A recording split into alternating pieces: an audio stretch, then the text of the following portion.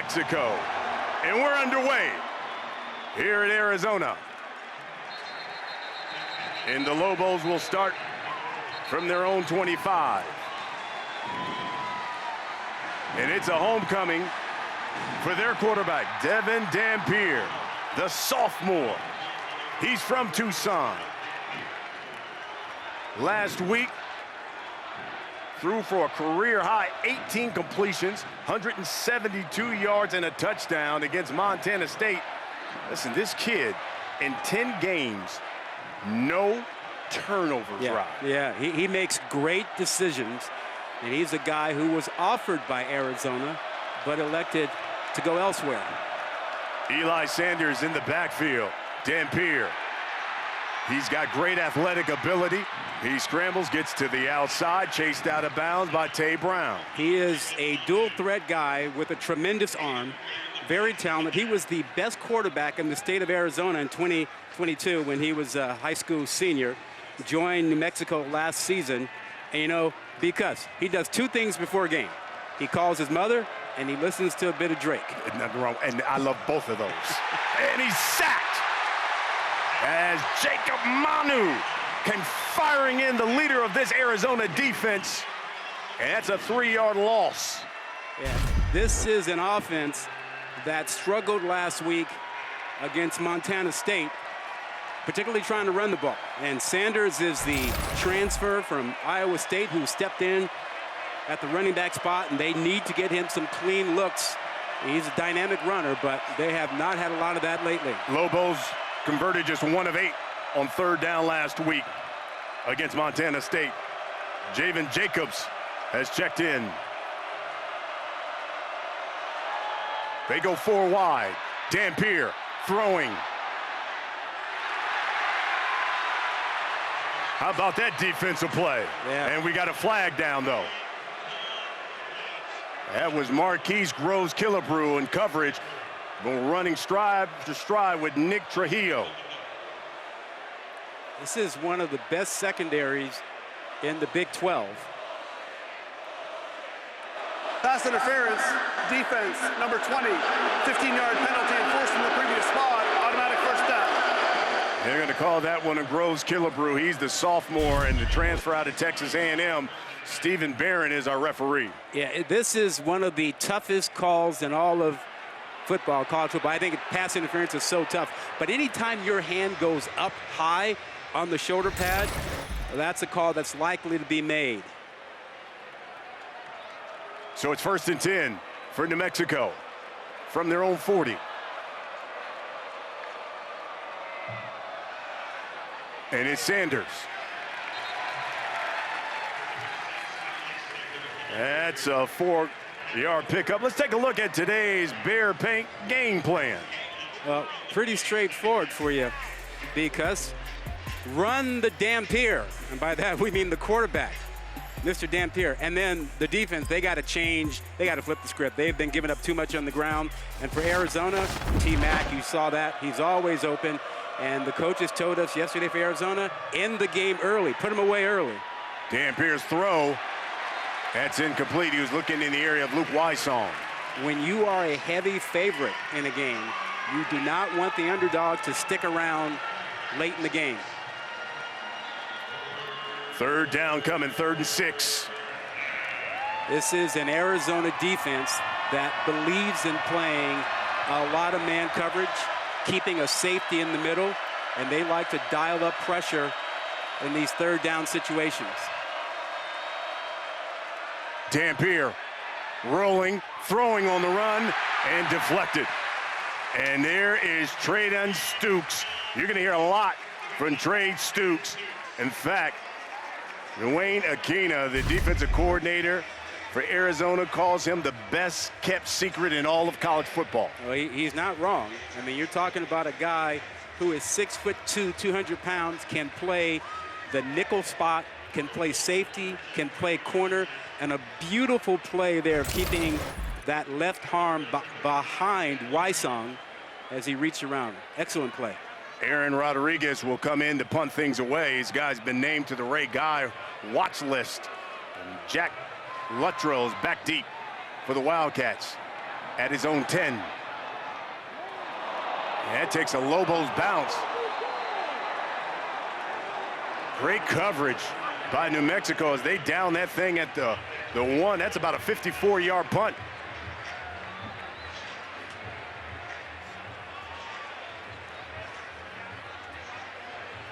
So here comes this Arizona offense. And as you talked about at the top, Rod, Noah Fafita and T-Mac, Teteroa McMillan. And when you talk about what Fafita has done, this kid as a sophomore started as a backup last season, ended by winning the Pac-12 Offensive Freshman of the Year. Multiple touchdown passes he's thrown in each of his last 6 games. Yeah, he's special. And there's the first one. It's a slant. And right away, he goes to T-Mac. A couple things. We talked about Fafita and his accuracy, and most quarterbacks struggle throwing over the middle because it's dark and full of terrors. A lot of linebackers and safeties, and you can't see very well. Fafita is fearless throwing the ball over the middle because he has such accuracy, and his anticipation, he knows exactly how to lead the receiver to get him open. That's Cam Watts, who made the tackle that's still on the carpet. He's the transfer out of Texas Tech. That was an 11-yard pickup. Well, we talked about at the top, and there's the new head coach here at Arizona, and Brent Brennan. Listen, he started his career as a GA here at Arizona back in 2000. Former head coach at San Jose State, coached there for 7 years. You know, listen, he led the Spartans to a winning record in 3 of his last 4 seasons.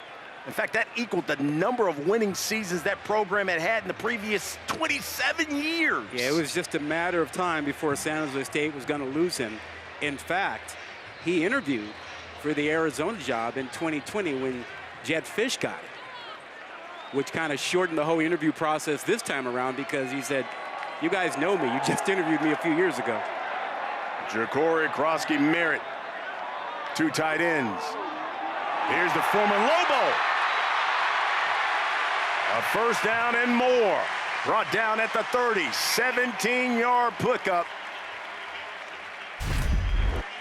by the redshirt senior out of Alabama, but he transferred in from New Mexico. Because, see, the double teams inside, little duo action, they opened a huge hole inside for Ja'Cory Krosky-Merritt, the young man who is playing against his old team. Huh? You think he wants to do something tonight? Oh, without question. Fafita steps up in the pocket. He unloads. He's got a man wide open. T-Mac. And he just saunters into the end zone, and it's 6-0 Wildcats. 69-yard strike.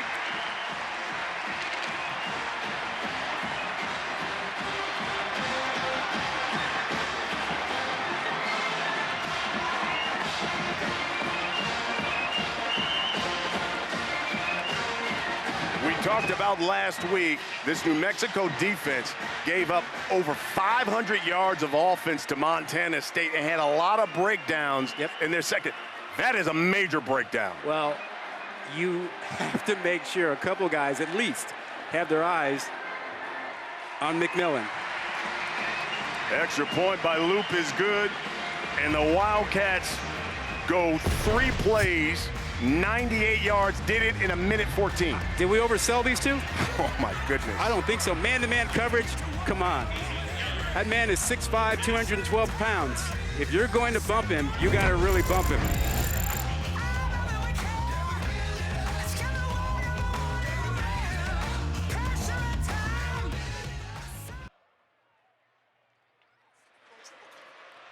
Why do you single cover that guy?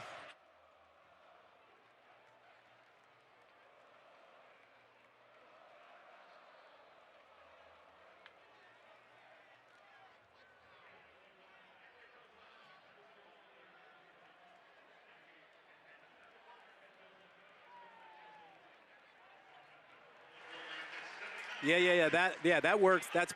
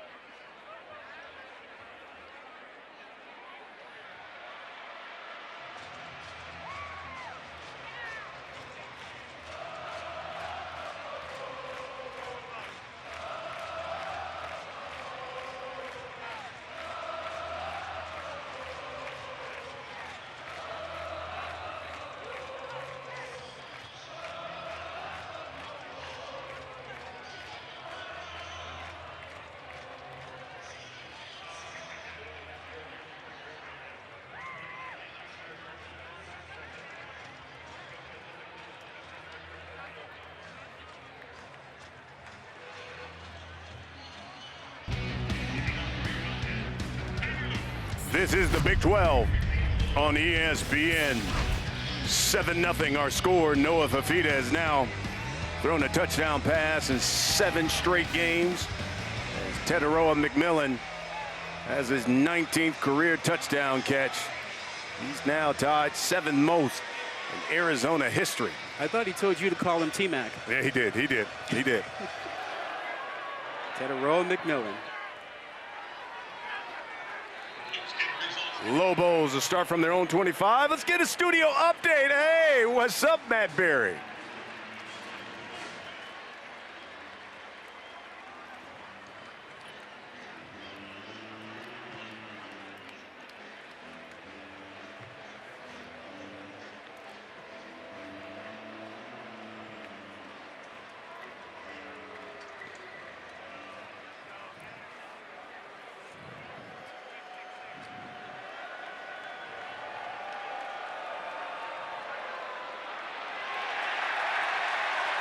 And right here, it is 7-0. It's the Lobos. As Eli Sanders, who ran into a pack of Wildcats, Trey Smith led the charge. They'll be looking at 2nd down and long. Yeah, you know, I think New Mexico has got to find a way to start running their quarterback more. Dampier, we talked about that early on. They only ran him 3 times last week. Dampier, play fake. Throws it, complete. That's Sanders. Sanders down the sideline, cross midfield. And in Arizona territory. They said they needed big plays. They got one. Tremendous play because you try to get the ball to your running back, and he's being covered by a linebacker safety who got caught up in the wash inside. And so he's not picked up. You see, all by himself because the defender didn't see him, got caught up in the wash. 33-yard pickup. Here's Dampier now with it. And he's got a 1st down. Yeah, he's the guy who can make a difference and make your defense pay for all the man coverage that Arizona likes to play. Won a state title here his junior year in high school here in Tucson. Had 17 offers in high school. Only 1 Power 4 offer from Arizona. Had a bunch of Ivy League offers. The electrical engineer guy is a smart dude. From the Arizona 32, this is Sanders again. Jacario Davis trips him up. It's a 4-yard pickup. Down to the field. Hey, Lauren.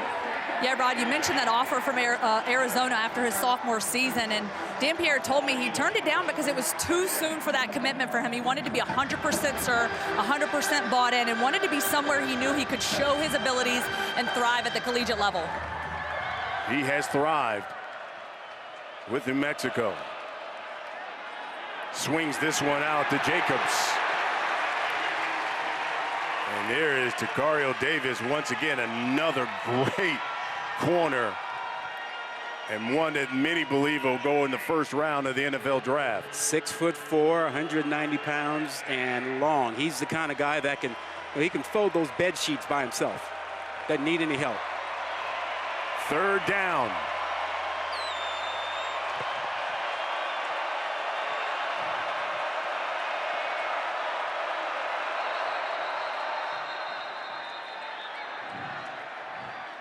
And the whistles come flying in.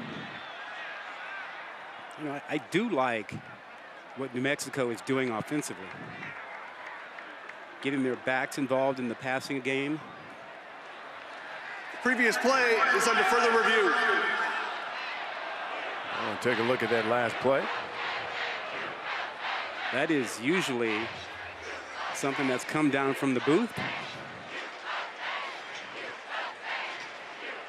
You see those lays that Coach Brennan has around. Those were gifts from the mother of Noah Fafita and Tetaroa McMillan. Isn't she special? I mean, her other son had a high school football game last night in Southern California, and she drove all night with the rest of the family to get here for this game.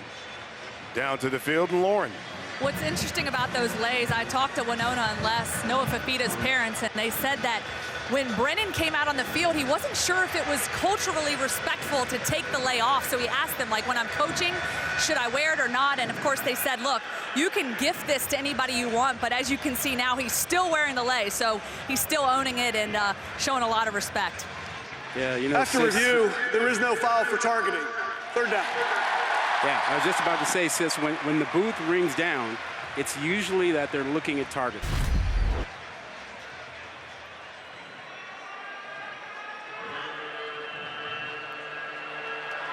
Yes. Led with the shoulder, and it was the running back who dropped his head. Yeah, they were looking at that for leading with the helmet. As you can see, that was not forcible contact. You mentioned leading with the shoulder. Third down. Big third down. Actually, 2-down territory, 4-down territory, you know what I mean? Dampier throwing towards the end zone and overshoots Nick Trujillo. Yeah, that is excellent bracketed coverage. Help from the safety coming over Gunnar Maldonado, working with Killebrew. Late flag has come in as well.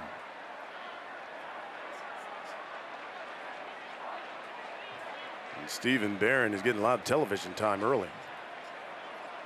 Must have it in his contract. I'm not mad at him.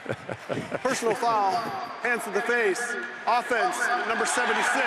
That 15-yard penalty will be enforced. Number 3 lost his helmet as a result of that foul. He is eligible to stay in the game. That's Wallace Unamba. They call him the Big Wall. Yeah, wouldn't you? 6'4", 330 pounds. He is on the right side there, number 76. Trying to pick up the pressure there. That's Trey Smith. Oh, boy. You can't just rip off the man's helmet. Yeah. 3rd and 20. Now for New Mexico. How do you get yourself back into field goal range at least?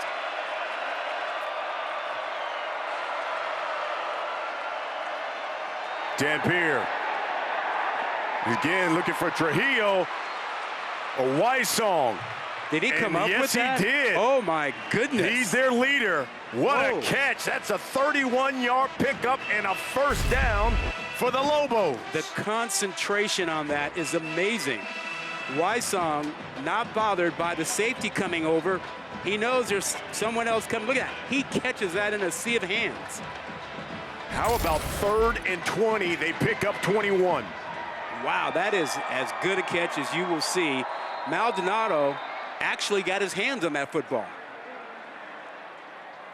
Looks like Bronco Mendenhall and New Mexico's going to call a timeout. Mexico has called their first timeout of the half. Had some guys running on and want to get their formation straight. Lobos are knocking on the door. They're down 7-0 to Arizona here in the first quarter.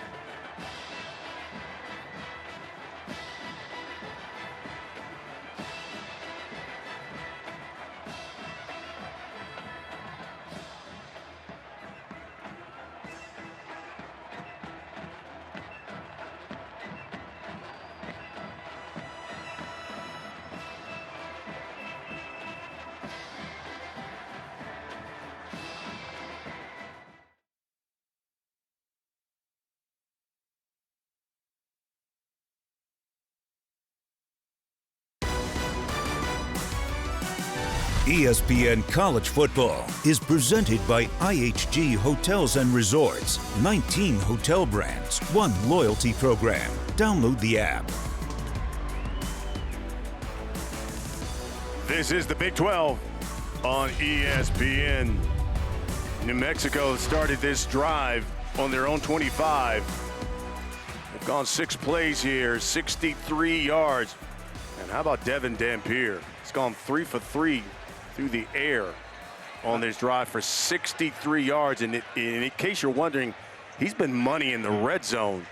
9 of 10 in his career so far, passing in the red zone, 4 touchdown passes. Well, 2 things. Don't forget about his legs down here. And secondly, not a bad start for your homecoming with a lot of family watching here, right? Wysong in motion. Dampier looking, uses those legs, and brought down at about the 11.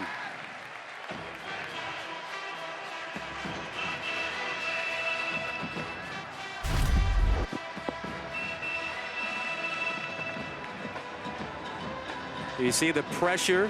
Might have been a hold that they got away with that time. But those legs, dynamic down here. You have trouble with running quarterbacks down here. Don't account for them in the defense all the time. Dampier over the middle, flag.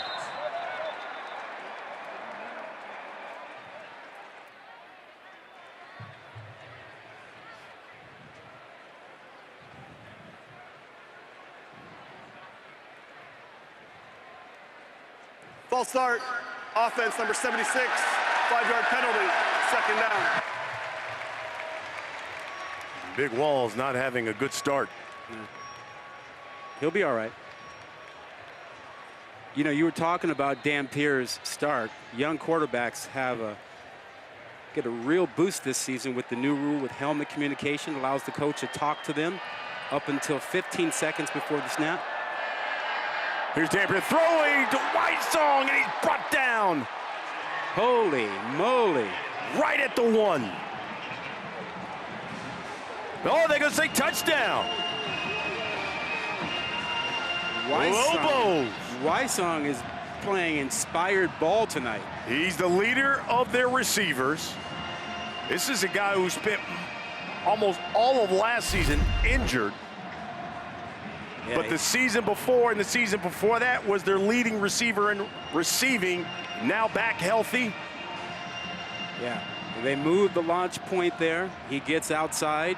And again, you get the safety coming over. Looks like there might have been a little mix-up in the secondary because Davis came up thinking it was a run, and that left Maldonado in the position of trying to recover and get to Wysong. And that was not an easy catch. Wysong has made 2 catches where he's shown how strong his hands are. He was the New Mexico High School Player of the Year his senior year in high school. A sprinter on the track team, running the 200, 100, and he is their fastest receiver. And confirm it is a touchdown. How about this formation? Checking to see if there was an advantage. Now here's Drizwicki for the extra point.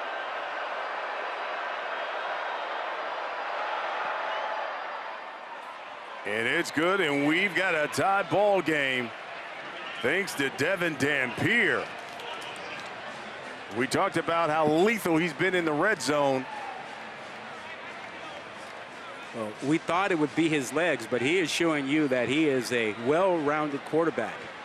He can throw on the move. He's thrown from the pocket. He's given his receivers a chance. In particular, Luke Wysong, who's come up with 2 big catches. And now Dampier in his career inside the red zone, 10 of 11 passing, 5 touchdown passes.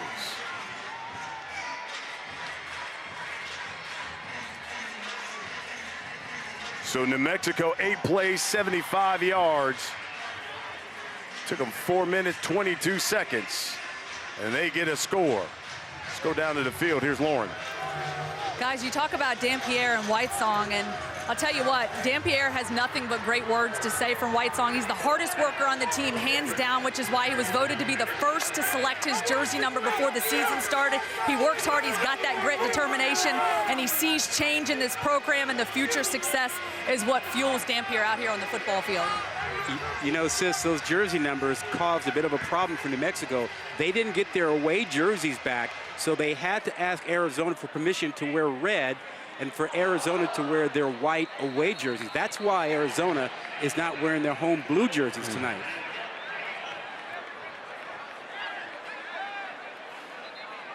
Let's take a look at the Now What moment, brought to you by Prudential. Now we go back to that touchdown catch by McMillan. There he is, single coverage. You put your corner in a tough spot if he doesn't get help. That safety on the far side, closest to the number 40, he's also in man coverage. So there's no help. The only possible safety is on the other side. He's doubling the other side. When you've got McMillan, perhaps the best receiver in college football, I think he's the best, you have got to double him. Here's Fafita. They'll throw the screen here to Quail Conley. Conley's close to the line of gain. That's about an 8-yard pickup. Jaden Wilson make the stop. Wildcats will be looking at second down and about 2.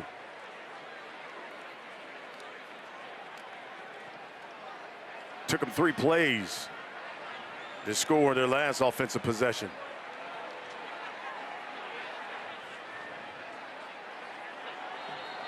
Conley gets the call, but there's a whistle.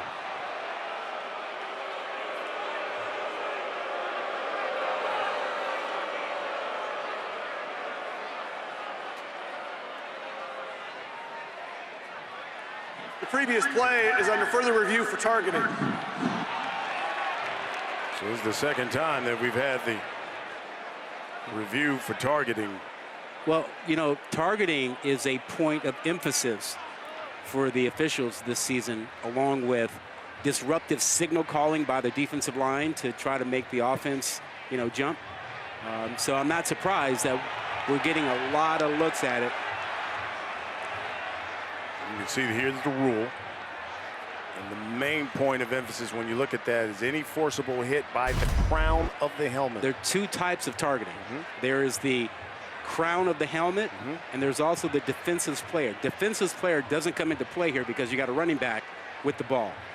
So the question is, did this defensive player lead with the helmet and make forcible contact, as you mentioned?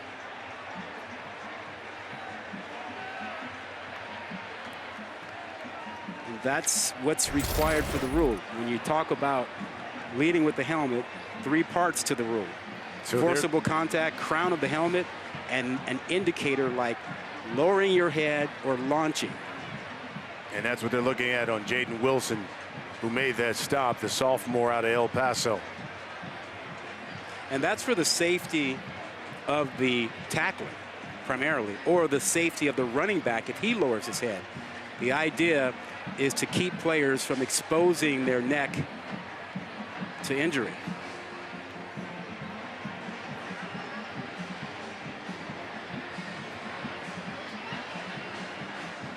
Bronco Mendenhall spent 6 seasons as head coach of Virginia, 11 at BYU, and then 2 away from the game, and now has come back to rebuild New Mexico. What did he call it? He said it was a pause he took. This is what he took.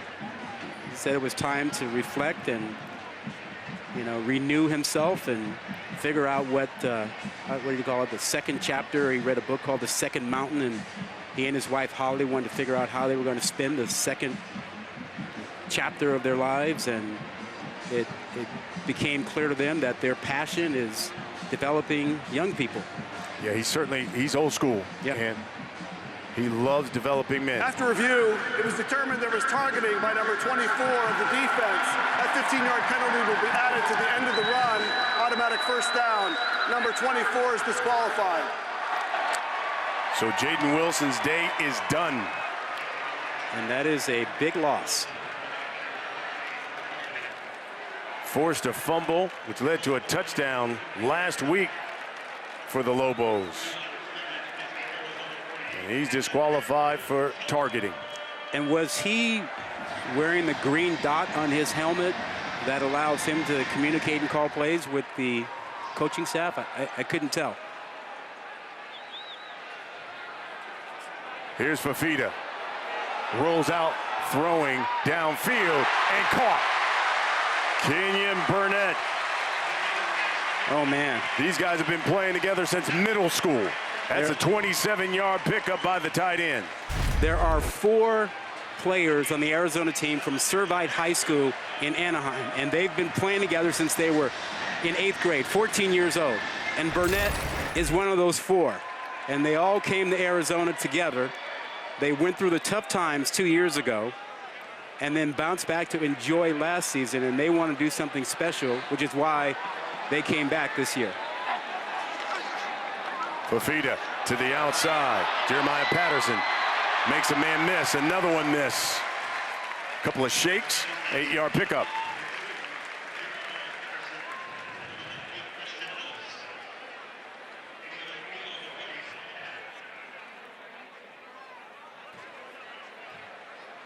There are the 4 players from Arizona. Look at that. Servite High School, currently 6 players playing at the highest level of college football. And Mason Graham at the bottom and McMillan, those 2 are likely to be first-round picks from the same high school the same year. Phenomenal. Fafita so far perfect, 5 for 5, over 100 yards throwing. And again, caught, T-Mac, touchdown.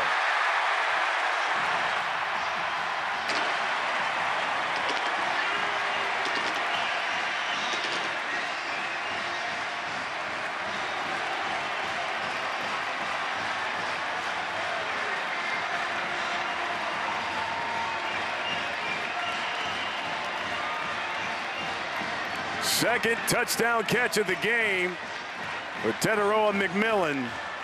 Because how good was that throw? How accurate was it? And how great were those hands just to pluck it out of the air? Extra point, good. It was T-maculate. I see what you did there. McMillan now 14 catches inside the red zone. 13 of them have been touchdown catches, including this one. Again, single coverage. That's called barbecue chicken there. That ball right at his eye level. They've been doing that since they were 14 years old.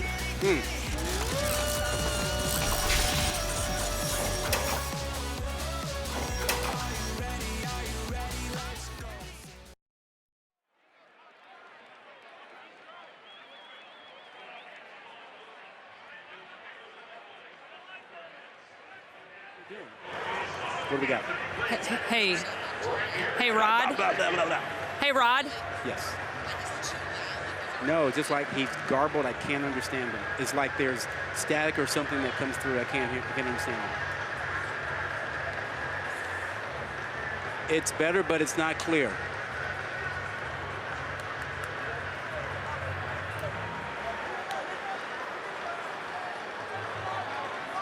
Hey, Rod.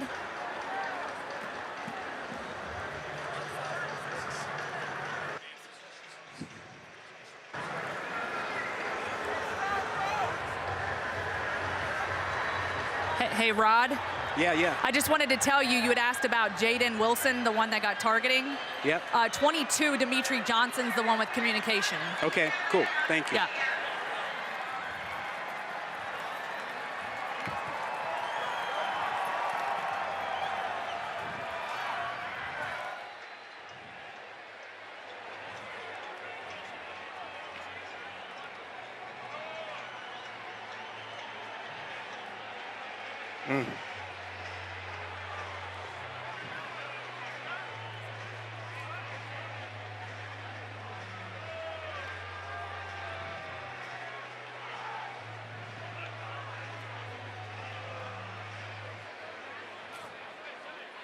Shaking out my feet.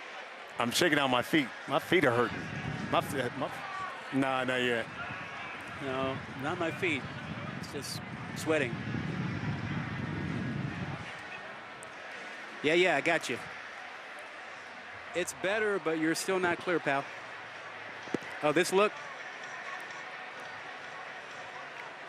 Yep. Yep. Great accuracy. I mean, at this point, the adjustment for New Mexico is pretty clear. You got to roll coverage to that guy.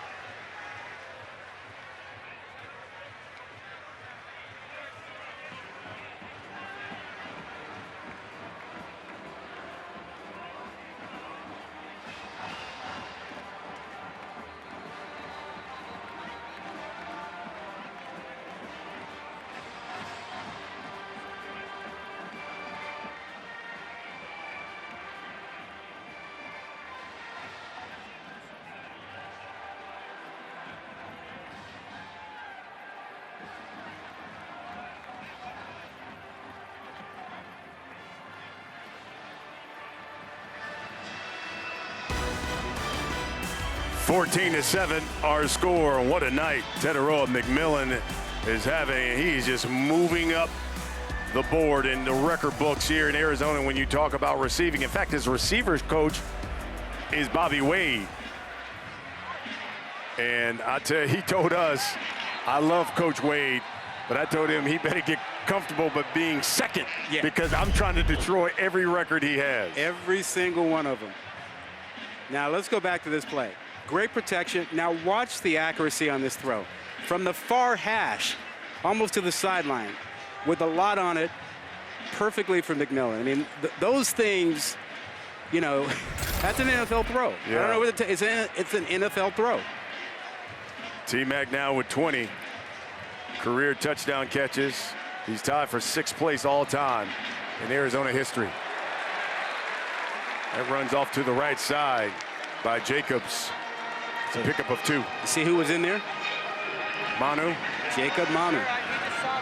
His coaches call him the best linebacker in the Big 12. He's about 5'10", 225, 27 pounds. Energy, he brings the juice. One of those Servite high school players.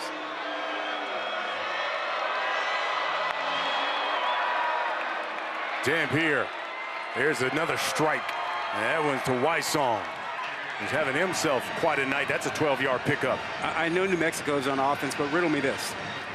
Why are they playing McMillan single coverage when they're in defense?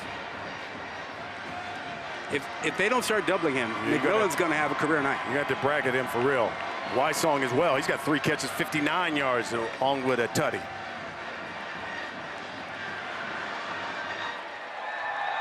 Jacobs, transfer from Arizona State, is checked in. Dampier throwing. And again, towards Wysong. That's an elite throw. Oh, absolutely. That's a 22-yard pickup. That is an elite throw. We're seeing some quarterbacks make some throws tonight. That one was on Stooks. I mean, Stooks is, again, a guy who's going to be playing on Sundays, and he's matched up, and Wysong turned them all around. This is indeed, this is a secondary that is really good, and right now Dampier is throwing at will. Throwing again on a run. There's another catch by Wysong. Can anybody cover this man? 13-yard pickup. Well, here's the deal. If you're Arizona, you go, I got a corner in Davis, who's a likely first-round pick, and Stooks is also an NFL guy. You're going to try one of those two guys for as long as they want until you say, you know what, we got to double. But when you've got talented guys like that on the back end, you're going to give them a shot to play man on man. Wysong in the slot, top of your screen. Dampier's going to step up and run with it. He's got a first down and more. Inside the 15. Dropped at about the 13. That's a 13-yard pickup by the quarterback. His 3rd run of the night. That one wasn't designed, but he only ran 3 times last week. So they are following a bit of the game plan to change from last week and to use his legs more tonight. 2 tight ends here. We've had 4 offensive possessions, 3 touchdowns already here. Yeah, and if I'm Arizona defensively down here, I don't want to play man coverage. They run a lot of pick routes, a lot of rub routes. You're likely to get somebody knocked off coverage. Here's Sanders. He runs into that wall of Wildcats. You know, the interesting thing about Devin Dampier is that, remember at the beginning of this game, I mean, he started, like, what was it, 0 for 2. Since then, 7 for 7. Yeah, he has a nice touch on the ball. And I think when you hear dual threat quarterback, the assumption is, hey, great legs, he's going to struggle to throw. Not this guy. This guy has a lot of confidence, has a lot of touch on the ball, knows what he's doing, makes smart decisions. 7th play coming up. Sometimes they like to target their tight end, Trace Bruckler, and they get down here. Dampier reverses field. He'll use those legs inside the 10. And chased out of bounds at about the 6. 6-yard pickup. How about the pump fake he used out there to keep the defensive backs from coming up to make the tackle? Smart.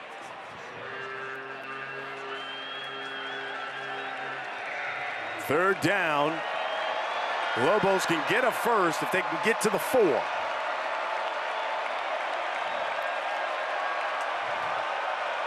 Macquarie Rogers has checked into the backfield.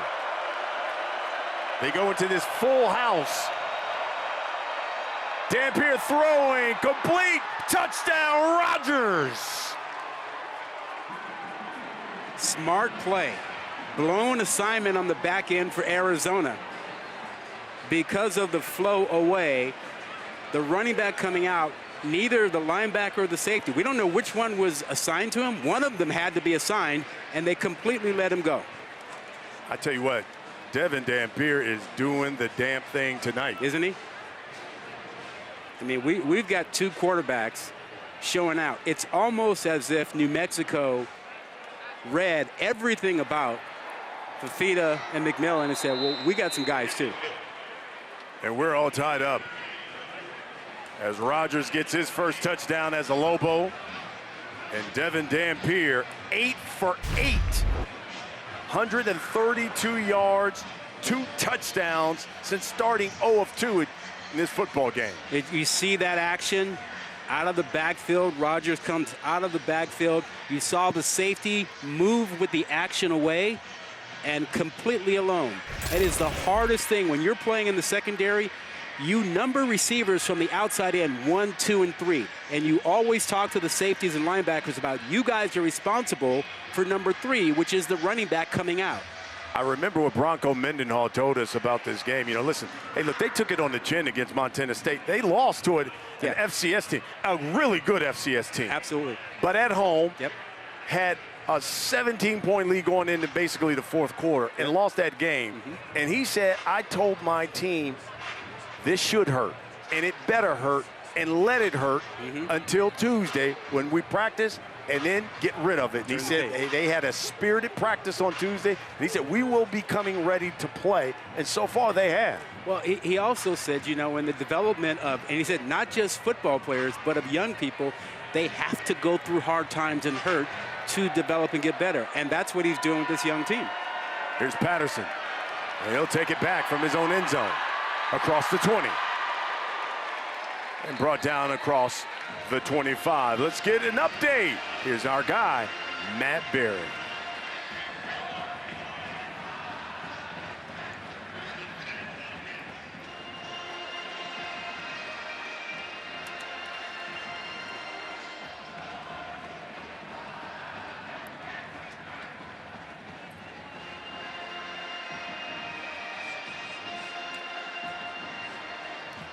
That's a good win there for the Irish. So Coach Corso got it right on game day. He did. And here comes Noah Fafita. Ja'Cory Krosky-Merritt in the backfield. And he gets the carry, and he is wrapped up behind the line of scrimmage. You and I, in preparing for this game, we were curious as to whether Arizona would use Brennan's offense from San Jose State or with the offense that Dino Babers, the offensive coordinator, had at Syracuse. Turns out they say they've gone basically with the San Jose State offense, which is kind of West Coast, kind of pro style, sprinkled in with some of that spread, little hurry up that Dino Babers ran at Syracuse. Here's Fafita throwing it to the outside. That's complete. Montana Lamonius Craig. Oh, incomplete. As Bryson Taylor made the tackle. So it'll be 3rd down and 14. Isn't this the chance for the first stop, really, Yeah, for New absolutely. Mexico defensively? How do they play McMillan? You see what they did in the FBS last season. 6. He's in the slot, bottom of the screen. This will be the final play of this quarter. Fafita. Nope. It's complete. Nope. Great decision maker. He's athletic, and so it's not too fast for him. Thanks, Coach. Fafita under duress. Gabe Lopez and a pack of Lobos. We were just talking during the break about the need for New Mexico to get some pressure on Fafita. They had not hit him, until that play. And the best way to get pressure on him is up the middle. He likes to step up in the pocket. There's no foul for intentional grounding. He doesn't particularly like to run with the ball. He will do it. But if you can keep him from stepping up, you got a chance of having something good happen like that. And they came inside that time to get to him. Will Conley is checked into the backfield for Arizona. Fafita under center. To Conley. Shakes one. Lobo tries to get to the outside. Maybe a yard. Bobby Arnold the third. So want to put that lick on him. Yeah, but the play was made by Kapai, number 33 inside linebacker, who shot the gap. They had him coming inside. A little bit more aggressive approach to start the second quarter by the New Mexico defense. Let's see what they do on 3rd down here. And again, how do you play McMillan? He was in the slot before. They've moved him to the top of the screen to the outside. Just the second time Arizona is looking at a 3rd down situation. Fafita throwing. Is that intercepted? How about Noah Paula Gates getting that hand up there? He did not start at that corner spot. He came in a few plays ago and did a tremendous job there of sinking back into the zone, understood where the second threat would be, and got his hands on the football. He's got an underneath coverage, and he comes back up and gets out there to knock the ball away from Burnett. And the Lobos get a stop. Here's Jacobs from his own 5. Should you catch that ball?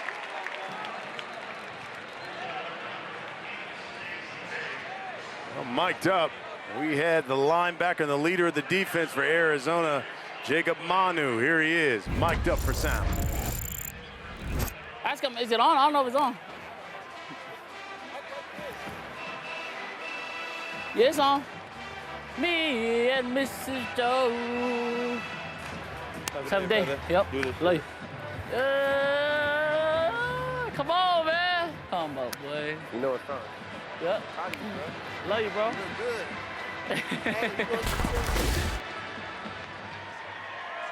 What does he know about Billy Paul? Billy Paul, old school, me and Mrs. Joe. What's he know about that? We got a thing going on. Here's Dampier. He throws a slant. Yeah, that's complete. Ryan Davis. By the way, Manu's already got 3 tackles on the night. I think he knows about that song because of Dino Babers, the offensive coordinator. Right. He's old school. He's old school, vinyl records and everything, and tried to sell us yesterday that the best Earth, Wind & Fire album was That's the Way of the World.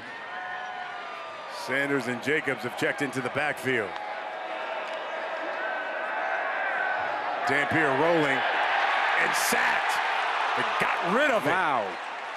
Oh. I don't know how he got rid of that, but he's got to be careful about ball security because that football was being waved around, and he was fortunate not to have things go awry down there. But look how strong he is to keep from being tackled. Back there, Trey Smith, 275 pounds, almost got him to the ground. 3rd and 4. That snapped the streak was at 9 straight completions for Dampier. Wysong in motion. He's throwing. That's incomplete. How about the toughness? Dampier making that throw when he knew he was going to take it on the chin. Didn't flinch. He just stands in there and delivers this. Watch this. He knows it's coming.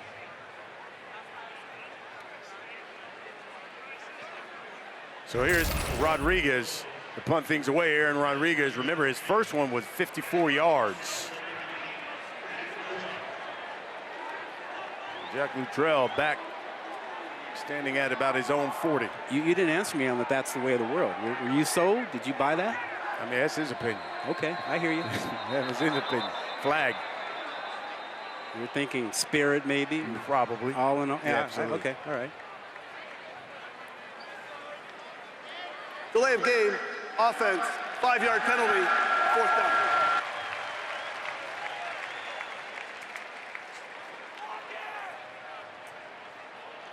Fourth penalty for New Mexico.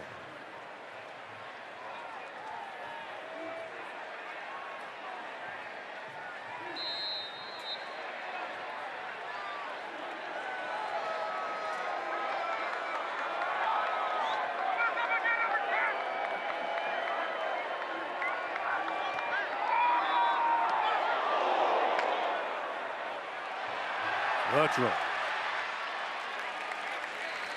And he's brought down at the 37-yard line. Good field position. Just a 34-yard punt. Wildcats football when we come back. Do you want to tell the Brennan story, the transition? No, I'm not sure we talked.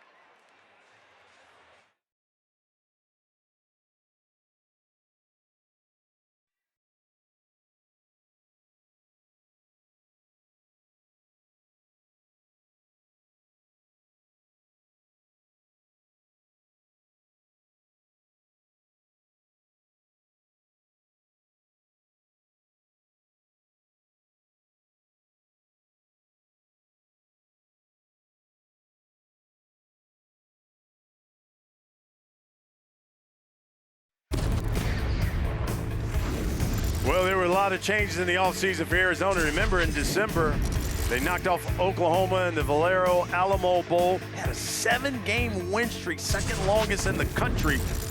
And then just basically a couple weeks later, Jed Fish leaves, takes the head coaching job at Washington. 3 days after that, Arizona hires Brent Brennan away from San Jose State. And then 4 days later, when people thought there were going to be more changes, Noah Fafita and Tetaroa McMillan announced they're going to stay. They set this program up for what they believe another great season. In fact, they made that announcement when the Wildcats took on UCLA at a basketball game, and man, that crowd went bonkers. There it is. They said they were staying. How about that scene? Yeah, Coach Brennan was there. That tells you all you need to know about the expectations for football when you've got the basketball arena, the basketball school going nuts over these two guys coming back. Fafita throwing, got a man down the sideline, and Ja'Cory Krosky-Merritt. If he had got those feet in, that would have been one heck of a catch. We didn't know he had that kind of game. He was the lead running back at New Mexico last season, ran for over 1,000 yards. Let's see if he got one of those balls in. Nope, he's out. Nope, he's out. That's a good call. He painted that white. And football on the white means you're out. In tennis, it's in. This is not tennis. So 3rd and 8.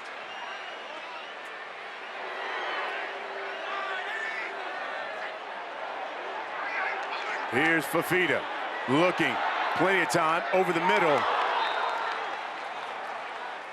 Great. That's Noah Paula Gates again. Great coverage since he's come into the game. He's done a really nice job at that spot when he's been locked up. Well, not just with McMillan, but anyone. Now, little grab, hold. Little. Yeah. A little. A lot of hold. He's the transfer from Nebraska. Now here's Tyler Loop. This will be from 54 yards. This guy's got a bionic foot. You know what? I was at practice the other day, and I didn't see him kick, but I heard, and I went, uh-oh. He says his foot is good from 65 in. This is from 54, career long 53. And this has got plenty of leg and good. He's not kidding. That ball was still kind of ascending as it got to the goal line. Loop is a guy who's now got the most consecutive games with a field goal made at 23. That's most in program history. And he's given the Wildcats a 3-point lead from 54 yards out.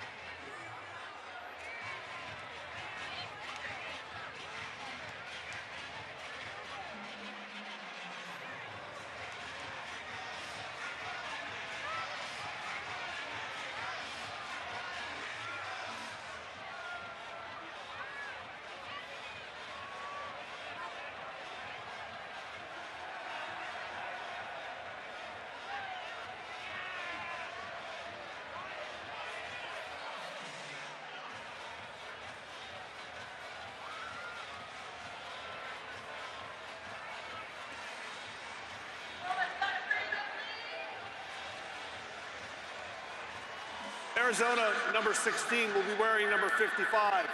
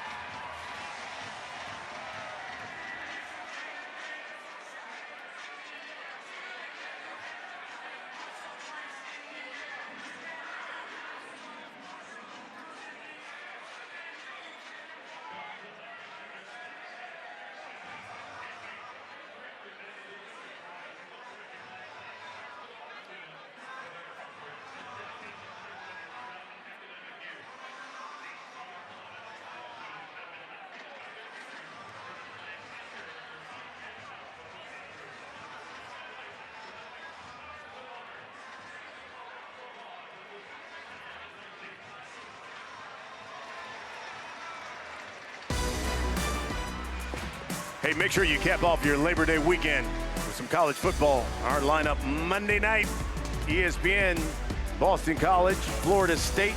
Coverage begins 7:30 Eastern. Bill O'Brien back in college football. Hey, let me tell you something. Florida State's got to redeem themselves after taking that loss. And you look at Clemson took a loss in the ACC. Not Virginia just Tech. for Florida State, but you know, the top squads in the ACC have been taking it on the chin, except for Miami. Ooh, Miami, wow. And boy, did they look good. Lobos, who start from their own 25, got new head coach, Bronco Mendenhall. Call him Bronco the Builder. I mean, he was defensive coordinator at New Mexico in 98 to 2002. Coach Brian Urlacher. Then he got his head coaching job at BYU. All he did there was win a couple of Mountain West titles. After spending 10 years there, and then went to Virginia and turned the Cavaliers into a winner. Led them to the Orange Bowl in 2019, and 2 years away now here in New Mexico. And you know, because he said it was kind of awkward for him to take the New Mexico job because his good friend and a player he coached, Danny Gonzalez, was the head coach at New Mexico, and he got fired. And Danny Gonzalez is now on the staff at Arizona. And the Arizona coaching staff felt like, well, they were going to get New Mexico's best because those players wanted to perform well to show Danny Gonzalez that, yeah, they're still really good. Hey, keep in mind, the Lobos were, what, 30, 31-point underdogs? Yeah, 31. Whew. They're showing up tonight. Dampier throwing. That's complete. And that's Ryan Davis making the grab after a 15-yard pickup. That's the first down. Talk about some accuracy. We've talked about Fafita, but man, Dampier is trying to match him throw for throw. Dampier is now thrown for $150. And give that to Jacobs. Jacobs still running, shakes that Wildcat.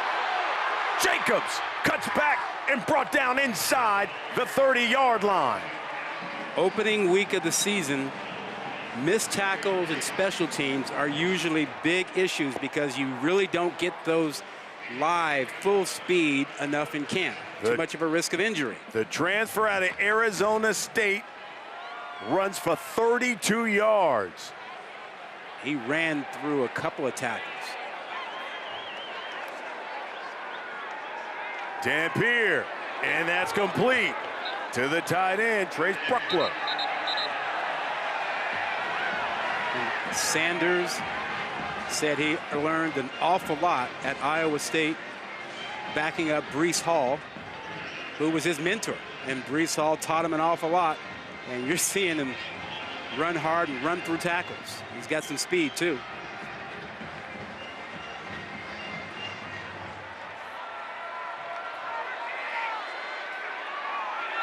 Here's Dampier on the outside and forced out of bounds.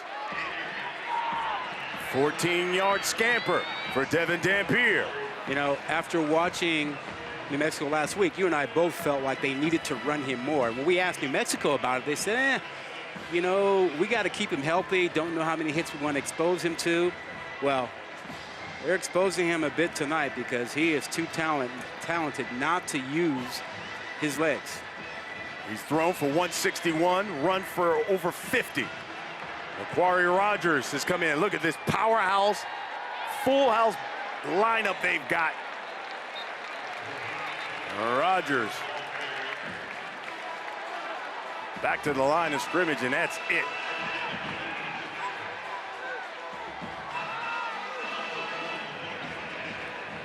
Second and goal. You know, it's almost 9 o'clock at night here, and it still feels like it's about 95, 90 degrees, and it's got to be hotter down there on the field.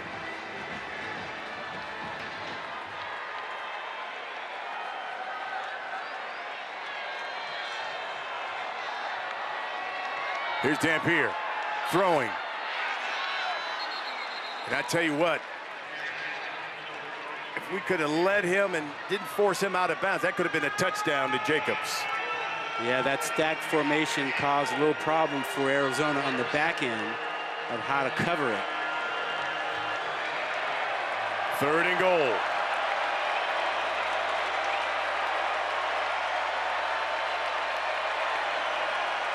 Wysong at the top of your screen. Now in motion. Dampier looking, throwing to the end zone. Incomplete. Excellent coverage by Stooks over there. We've talked about him a number of times tonight. He, a big safety, but can play corner. 6'2", 199 pounds, 200 pounds.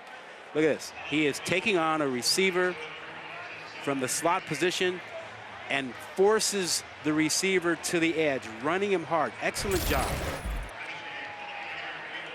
So this will be for 20 yards out, the junior, Luke Drizwicki.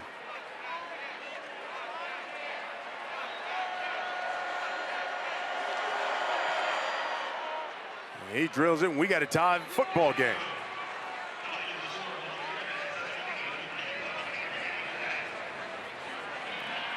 I don't think many people had that expected going into this game, that we'd be halfway through the second. Not when you're a 30-point dog. Nope.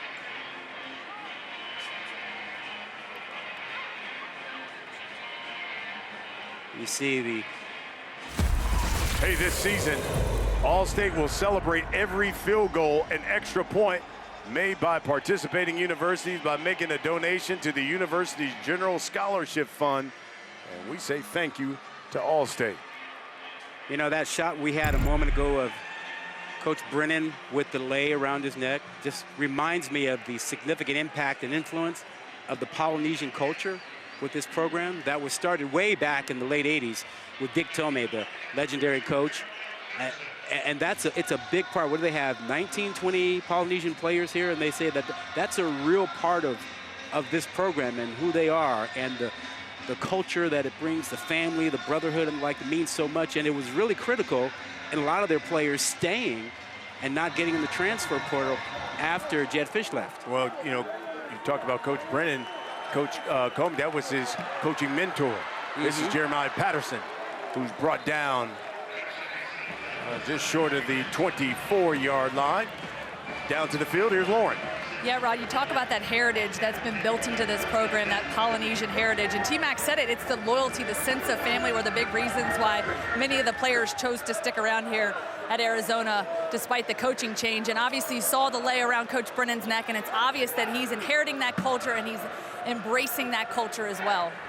Well, yeah, and let's be real, because Fafita and McMillan were offered a lot of money through the name, image, and likeness to go to other programs. And they decided to stay here. They took a lot less to stay at Arizona because of that culture and that commitment. Here's Fafita. Swings that one out to the outside to Quail Conley. Fafita needed that one. He had gone 0 of 4 in his last 4 passive attempts. New Mexico switched up their style a little bit. They started bringing a little bit more pressure inside, being a little bit more aggressive, and trying to move him and get in his face and hit him. They still haven't had enough hits on him yet in this ball game. Speaking from the defensive perspective, you always want to hit the quarterback as much as you can. Here's Fafita. And that went to the outside to Lamonius Craig. And you know, you can live with that, those short throws when they get the ball out quickly, because you're taking a shot at getting a hit at the quarterback. Even if you don't, that is better than the intermediate routes and him throwing the ball deep over the middle, where he is just fantastic. He excels. He is not afraid to throw the ball in the middle of the field, and he's so good at it. 8 minutes until the half.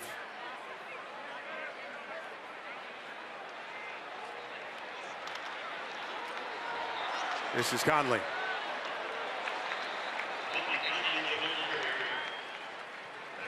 Pick up a 4.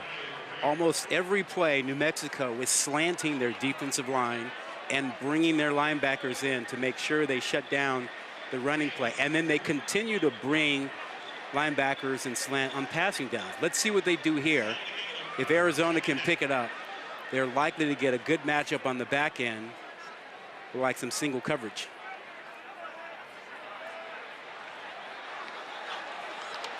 Fafita throws, intercepted.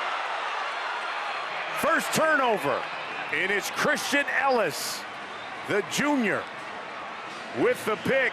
It went off the hands of Devin Hyatt of Arizona, and Ellis is right there and gets the first turnover of the game. Yeah, Hyatt is a redshirt freshman from Florida. He had a scoop and score last weekend. Oh, yeah, for Ellis. New Mexico. Yeah, Ellis has been playing great this season. Look at the slant. That's a catchable ball. And Ellis has a nose for it. You mentioned there were 2 scoop and scores for New Mexico last week. That defense scored 14 points last week. Now let's see if the Lobos can capitalize. From their own 49, Dampier throwing. That's complete. Here's this tight end again, Bruckler. This is quite a story we have developing here. A 31-point underdog took a big punch right off to start the game, down 7-0, and they've bounced back and they're hanging in there with a chance to go ahead.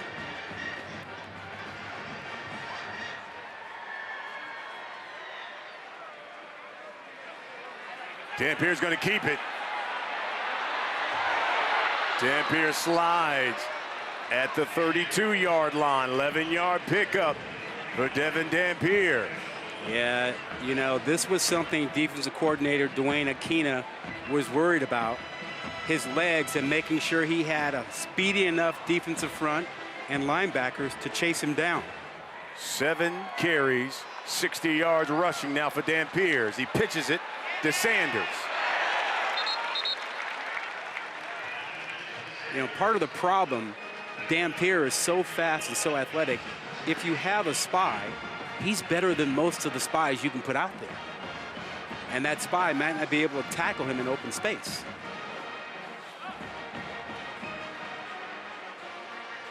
You can see what these quarterbacks have done. Both of them have been really good. Yeah. The 60 rushing yards, a difference for Dampier. Dampier throwing down the sideline. And that was intended for Sean Miller, but out of bounds. Yeah, Killebrew on the coverage. You see, they've been working his side, going away from Tacario Davis, the likely first-round pick.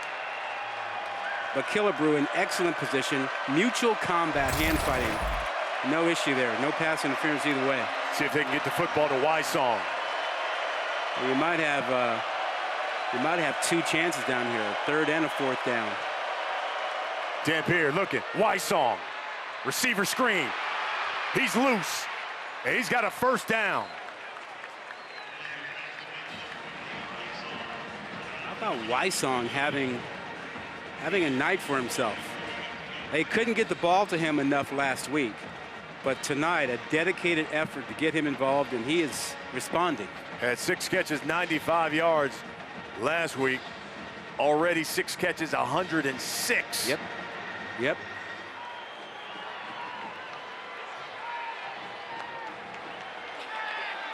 Damn. That's complete. Sanders. He's knocked out of bounds at about the 13, 8-yard pickup. He put a move on Jacob Manu, the leading tackler for Arizona. Got him in space. Now watch this move, and you're talking about a really good tackler, never had a chance at it. 7th play of this drive coming up.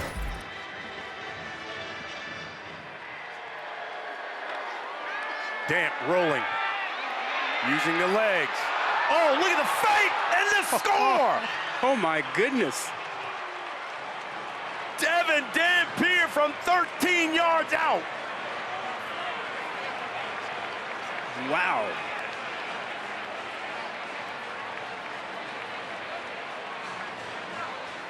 I'd say his homecoming is going pretty nicely already.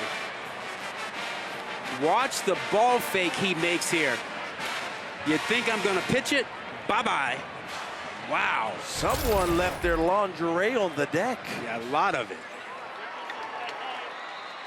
We were not familiar with your ball faking ability, Mr. Dampier. Wow. Extra point's good, and we got flags here. A little extra stuff after the extra point.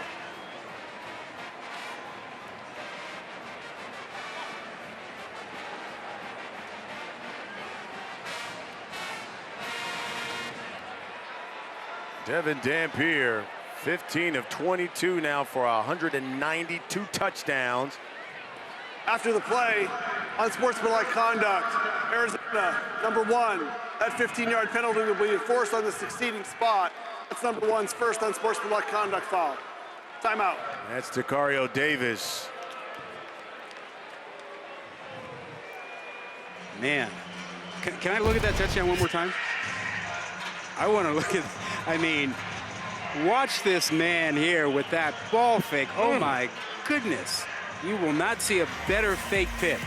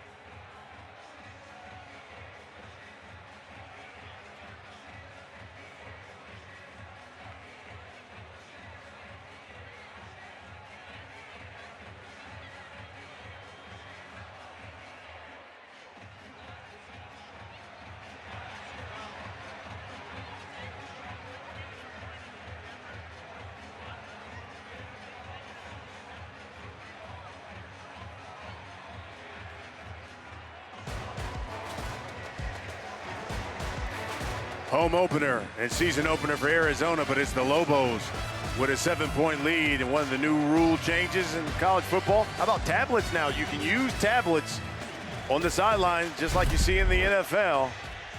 Yeah, and that's the rule change that players get the most impact.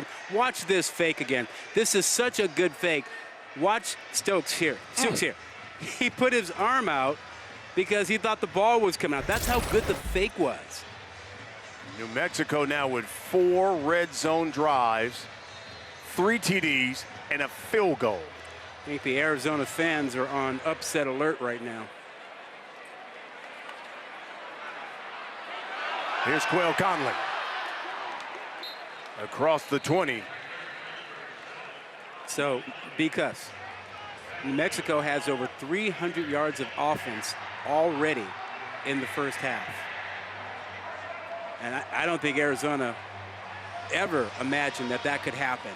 And now their offense has got to answer. They've gone a couple of series without putting up big points. Well, you look at the first 2 possessions for Arizona, they were quick strikes. I mean, drives of 98 and 75, both touchdowns. But since then, a punt, a field goal, and a pick. Yep. The aggressiveness and pressure from New Mexico has changed things a bit here. Here's Fafita. And that was almost intercepted as they tried to the receiver screen there to Jeremiah Patterson. Well, confidence is growing for New Mexico, and momentum is on their side right now. You get confidence and momentum, and you feel like the adjustment you've made is working. Everybody is playing at a high level for them defensively. And that adjustment was, hey, we're not going to sit back anymore. We're going to move. We're going to be aggressive. We're going to get in their face, and it's paid off. Arizona won the toss, deferred, so they'll get the football to begin the second half. Here's Fafita down the sideline looking for T-Mac, and overthrows him. Well, listen, let's give a lot of credit to Paula over there, 34. He's come into the game, and he's been incredibly physical with McMillan. You know, getting his hands on him, slowing him up, and some of it is, you know, down the field, but he's getting his hands on him and disrupting things. A little holding, and it's not being called. And look, as a defensive back, you're going to do that until the officials call something, and then once they call it, you're probably going to do it again because you figure they're not going to keep calling it. 3rd down and 10. Wildcats 1 for 3 on 3rd down tonight. Here's Fafita. Plenty of time. Throwing, and that's complete. To T-Mac. T-Mac. A house call. Again. It's his 3rd. This one's from 78 yards out.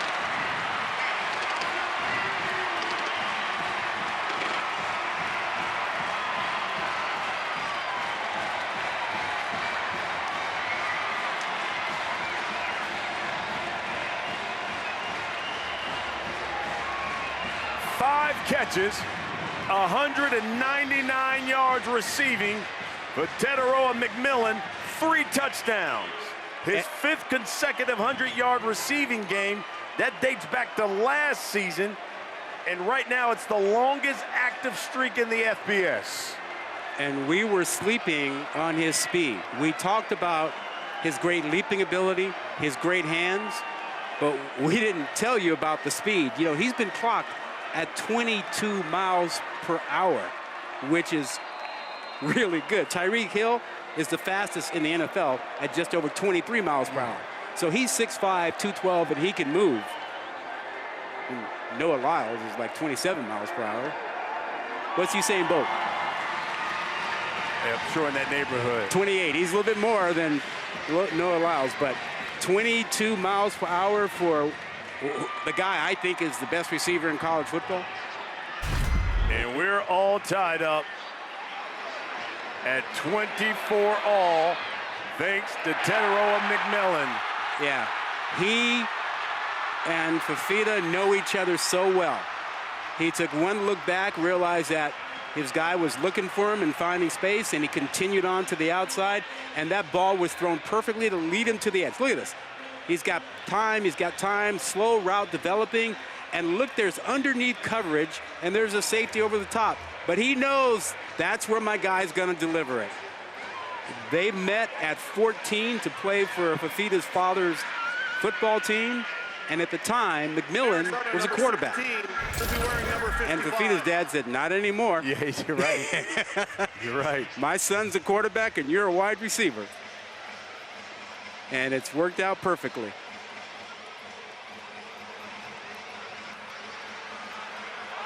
Back and forth we go as we're now tied up at 24. Can you imagine running 25 miles per hour? Whew. 22 is something, yeah. Well, Devin Dampier's had himself a night as well. I mean, this guy's thrown for 190 yards and 2 touchdowns, and he's also run for a touchdown and 73 yards as well. Yeah, I was worried that coming back home and having a lot of family members here, you know, he might have some nerves. Nah, he has been balling out like he was just playing another high school game here in Arizona. They'll give that one to Sanders. Let's go down to the field. Here's Lauren. And guys, Dampier really fell in love with this game early, even though his mom told him he was going to be a pitcher until she saw how physical he was in this football. He started as a running back, wide receiver. It really helped him to understand football more and understand what the other players were thinking. And it's something where he's really learned to turn it on, be a leader. He understands the game better, and he's really having the best time out here competing at this level. Second down, call it 9. Mothers always know, don't they? Wysong in the slot in that bunch set. And they'll call a timeout. You see it was basically, what, 2 seconds on that play clock. Well, you know, it's a good time to mention that there's a new rule in college football, the 2-minute timeout. 2-minute timeout. Once you hit this 3-minute mark, you have to start thinking about your clock management and the extra timeout you have and how you're going to use it. Hey, tomorrow night, ABC, ESPN Plus, 23rd ranked USC squares off against 13th ranked LSU. The game takes place in Vegas. And coverage begins at 7:30 Eastern. We're going to talk about quarterback play. Gus Nussmeier for LSU. You know, we called this game when they took on Wisconsin in that Real-Quest Bowl, and he was the MVP of that game, threw for nearly 400 yards. Yeah, LSU is going to be fine at quarterback, and so will USC with Miller Moss. We saw him play well in his bowl game last year, too. Here's Dampier. He's going to have to use his legs. And how did he throw? He threw a pick. Genesis Smith comes up with it. I was going to say, how does he get that football off? And maybe he should have ate it. Yeah. But there's a flag on the play.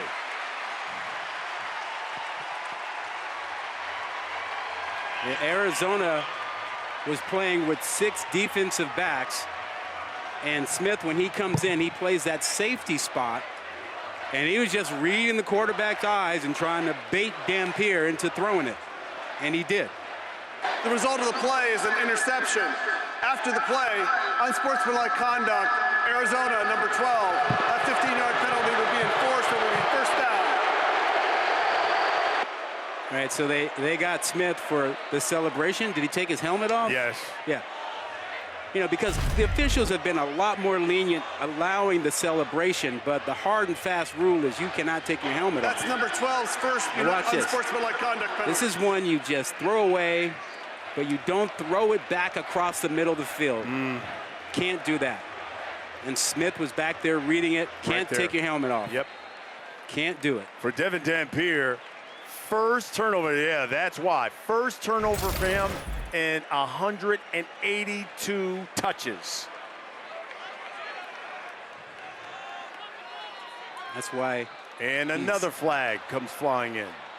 Dampier is lauded for his decision making.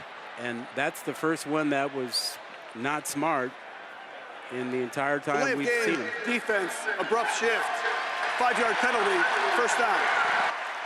And that was the other point of emphasis we talked about earlier.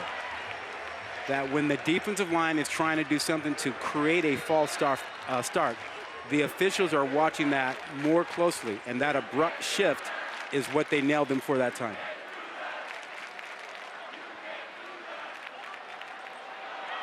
Here's Merritt. And he's in Lobo territory. Let's go down to the field, and Lauren. Guys, talking about Dampier and his poise, he was very frustrated coming off the sideline. He took off down to the other end zone, very frustrated, threw the headsets on, took the headsets back off, walked over to the bench here, and he said, I don't play like that, I don't play like that, let's get it right. Well, first turnover for him in 10 games. Fafita looking at T-Mac, got him.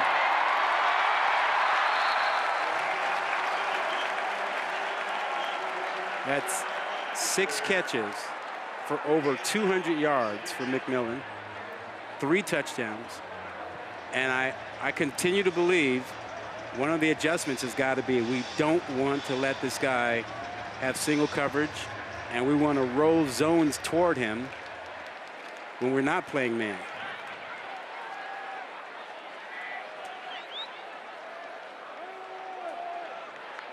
This is Krosky Merritt.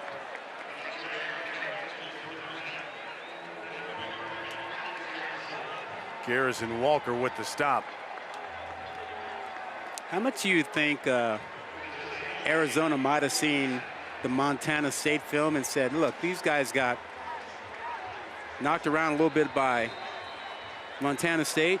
We don't have to worry about them. Well, and we hope not. We've come to that 2-minute timeout.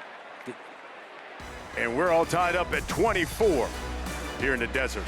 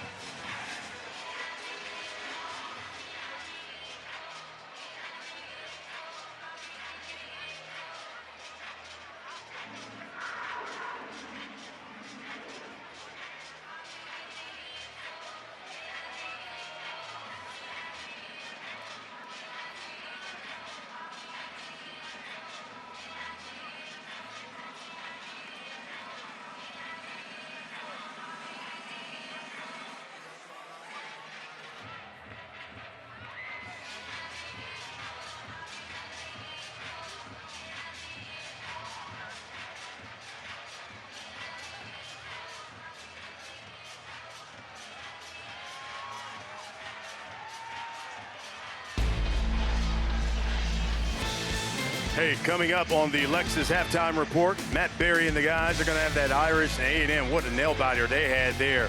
College Station, Jalen DeBoer's Bama debut. It was outstanding. And then some QB standouts. And we got a couple of QB standouts here tonight. Devin Dampier and Noah Fafita. 3rd and 1 for Zona. Swings it out. That's complete. It's Conley. And Conley inside the 25. Got a roll of McMillan, over 200 yards receiving. First player in Arizona history with 200 yards receiving in multiple games. He had 266 yards last season against Arizona State. Wow. Fafita, 11 of 19, 268, 3 TDs and a pick. He's at the bottom of your screen. They'll hand it off, though. That's Conley again.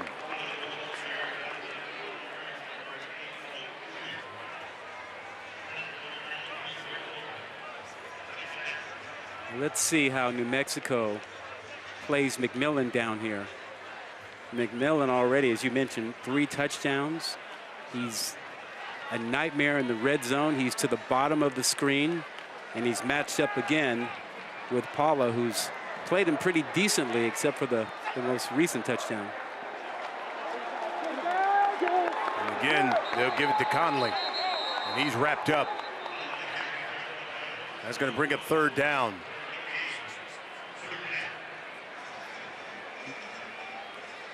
Keep in mind, we talked about how New Mexico, 31-point underdog going into this game? Yep. Last time a team that was favored by 29 or more and lost, that was Texas. That was back in November 2021 against Kansas. I don't think Longhorn fans appreciate that. They're in the SEC now. Throwing to the end zone and double covered and knocked away. That is the first time tonight we've seen New Mexico double McMillan, and he comes up a little shaky.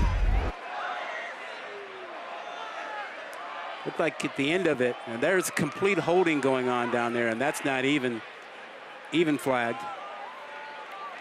Did he grab his helmet, his face mask, like he got hit? Well, here's Tyler Loop. This will be from 41. Already kicked a career-long 54-yarder. Just listen for the cannon to go boom. He's got that for a right leg. Delay of game. Delay of game. Offense, 5-yard penalty. 4th down.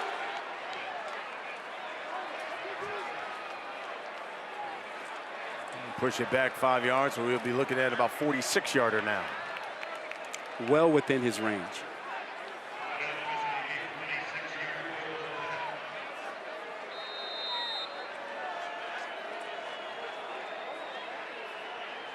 He's made 86% of the field goals he's attempted.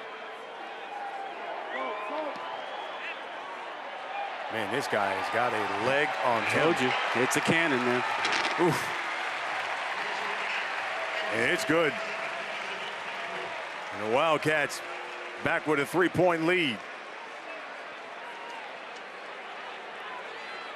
That's 3 points off of the turnover for Arizona.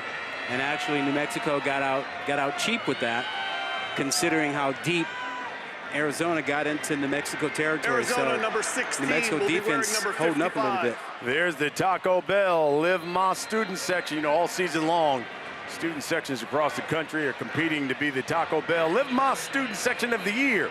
Download the Taco Bell app, and you can learn more. You know, at the beginning of the night, we talked about the massive expectations for this team and how excited everybody was after the 10 wins last year. End of the season ranked number 11, and Fafita McMillan coming back. Beginning this season, ranked 21st, highest ranking since 1999. There were a couple of Arizona fans at our hotel, and you know, they said to me today, yeah, but a little nervous because of 2015 when we were also ranked and ended up 6-6.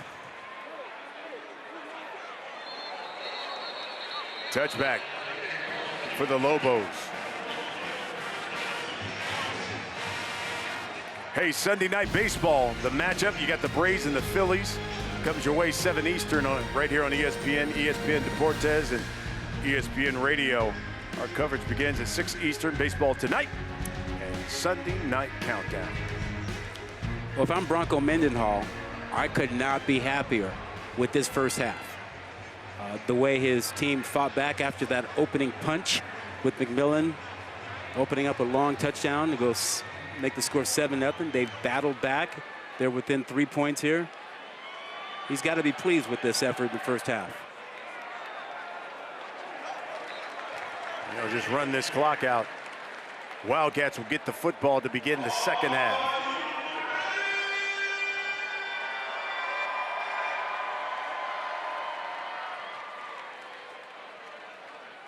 We've had over 600 yards of offense already in just the first half of this game.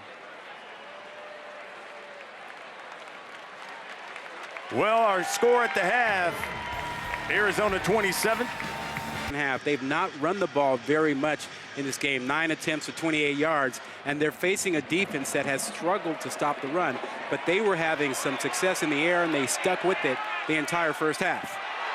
Here's a great return by Jeremiah Patterson. And Patterson is across the 40. 42-yard return, and in the first half offensively for the Wildcats, we talked about it, probably the best quarterback-receiver tandem in college football. And they did not disappoint, coming right out the gate. Touchdown pass to McMillan, and boy, he had 3 of those in the first half. We talked about his hands. You saw just how beautifully he puts the ball out of the air. And then, how about his speed? We didn't tell you about that leading into the game, but he showed it out there. Man has done it all. He has. Here's the carry, Krosky Merritt, and he's right at midfield.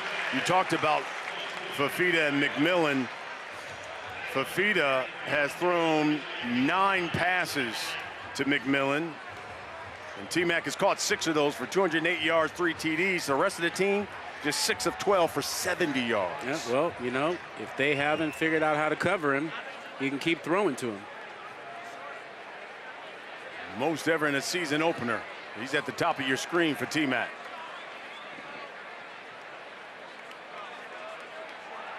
And Fafita looking his way. I mean, this guy's got sticky paws. Yeah. This kid has got sticky paws. You know, I said yesterday talking to him, you've got hands like Spider-Man, you know, kind of just, everything sticks to you, like Spider-Man climbing a wall, or Spider-Man touching someone's hair. Everything sticks to his hands. And he said, oh, don't compare me to Spider-Man. He's too small. Too small. 30-yard pickup. You know, and he and Fafita have been doing that since they were 14 years old. The ruling on the field on the previous play was a completed catch. The previous play is under further review. We'll take another look at it. And Fafita knows that when McMillan is covered by a single guy, he can still throw it to him and he'll make a play. Even if he's double covered, he'll take the chance. That's good. That's good. That left foot tap down. Now, both feet come off the turf here. But that tap right there. Then the tap. Then the tap. He's amazing. Yes, he is. You know, we talked to him about these skills, and he said, look, you know, he was an elite high school volleyball player. And he says that's helped him. It's helped him with his timing, with his hands and everything. That's a college edition of toe drag swag by T-Mac. I like that. Shout out Nate Burleson. Now, does he have control of the ball when he taps? Got control. Now he's going to the ground, so he's got to take care of it all the way up. Right there, at the end. Good call. At the end. Good catch. Good catch on him not catching that. He had the toe drag, but he lost control. And you know the rule is when you leave your feet, you have to control the ball all the way through the process when you fall to the turf. And that look showed you that he didn't have the football. It's a good catch by our cameraman. Get that look for you. No surprise there. If the play stands, that would be 238 yards receiving for him. He'd be just 28 shy of his career high, which is 266. After review, it was determined that the pass is incomplete. It will be 3rd down and 1 at the previous spot. So you got to complete the catch, and it was as he was falling, you saw that ball come loose. Tremendous footwork, but got to hang on to the ball all the way through the process.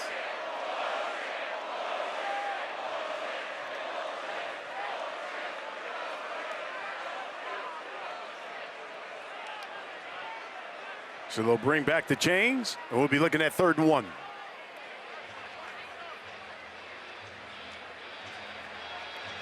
Middle of the field here. I would expect Arizona, to run to pick this up, and if they don't pick it up, I think this is one of those fourth down go areas, considering where they are on the field, and we got a 3-point game.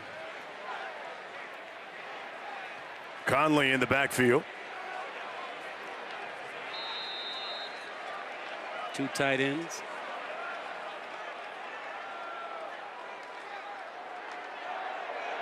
Oh, first down and a whole lot more. And how about 6? 51 yards by Quail Conley.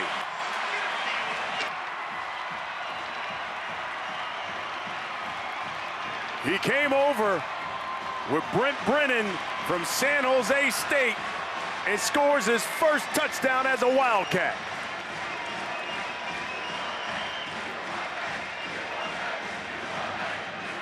Because that offensive line did a tremendous job, and they cut off linebackers as well. Huge hole on the left side. And this is that offensive line that only lost one player, a big player. You think about, was it Jordan Morgan, first-round pick? They lost him, but everybody else returned. Flag comes in on that extra point.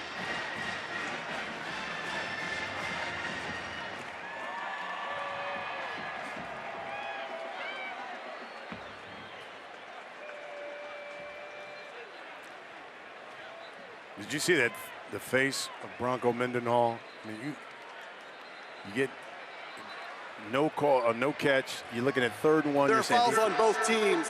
Holding, kicking team number 88. Substitution infraction. Defense, 12 players in formation. When it is offset, we'll replay the down.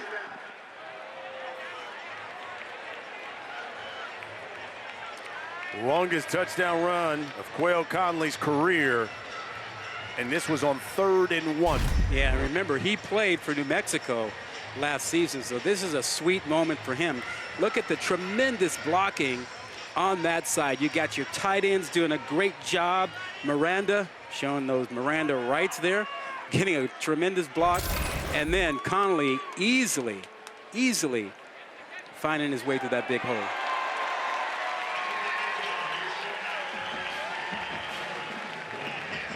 Ten-point lead now for the Wildcats. They start the second half off with 6. A 10-point lead in the 3rd quarter.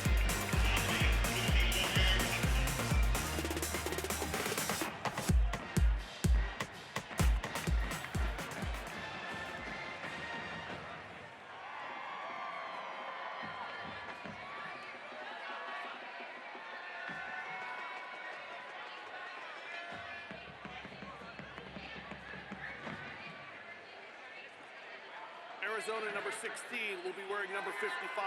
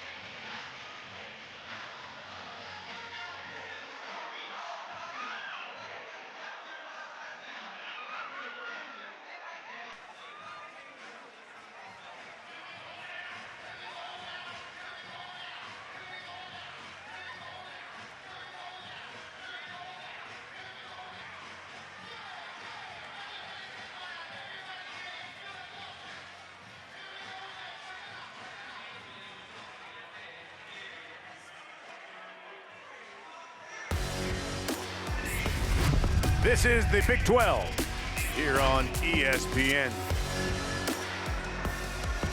34-24 our score.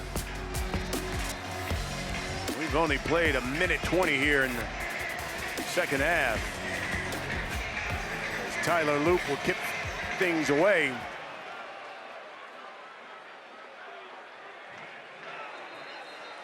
Let's go down to the field. Here's Lauren. You know, coming out of the locker room, Bronco was fairly pleased, and, you know, he doesn't show a whole lot of emotion. He said, look, we're playing punch for punch. We're out here battling. He said Dampier and Wysong have really been getting it after it, showing the tone for the game.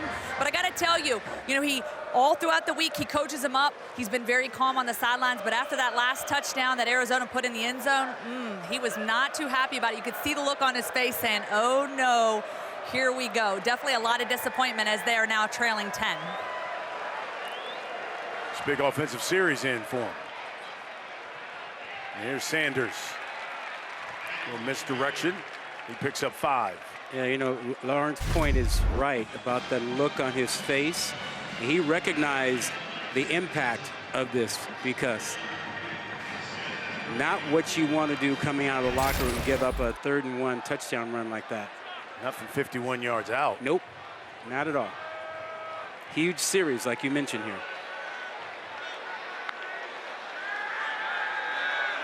Dampier throwing, and that's complete to Wysong. We haven't said his name in a little bit.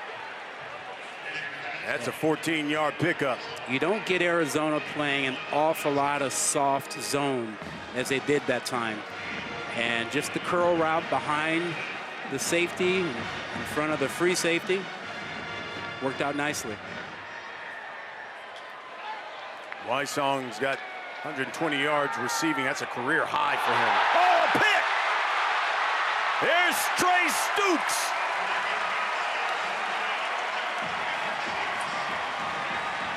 That is the second time tonight, one on each side, that we've seen a ball go off a receiver and picked up by a defensive back. And that was a completion. Should have been a completion. That wound up for Stooks as a pick. Just a slant, ball's on time, and got to use your hands. Sean Miller used his chest. Yep, that ball will bounce off your pads. Not what we want you to do. Not what we mean by putting your chest in it, right? Mm-hmm.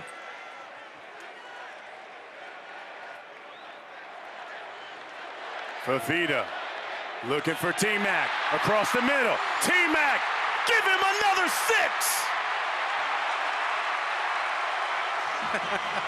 40 yards out.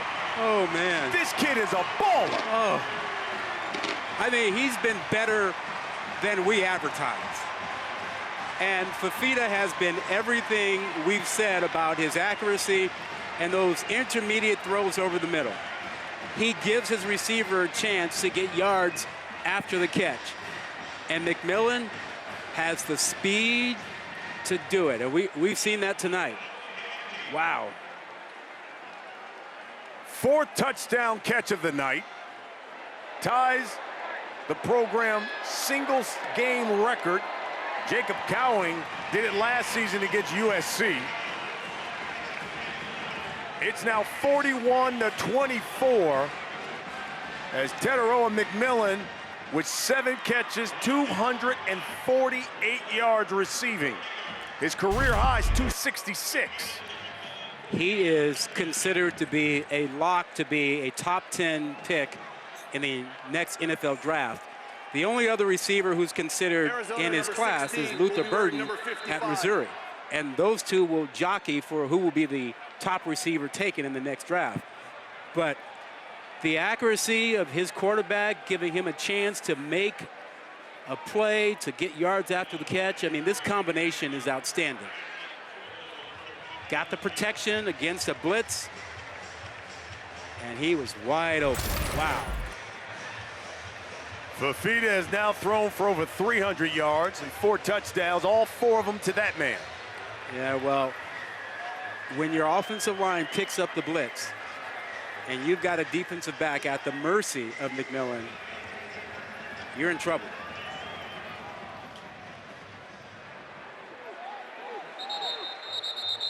You know, since Noah Fafita has thrown that interception in the first half, Yeah. touchdown, field goal, touchdown, touchdown. And that's a lot of McMillan in there, too. Yes, it is. So I keep saying McMillan, and you promised him yesterday it would be T-Mac or T-Maculate. T-Maculate. Yeah. He's been unbelievable tonight.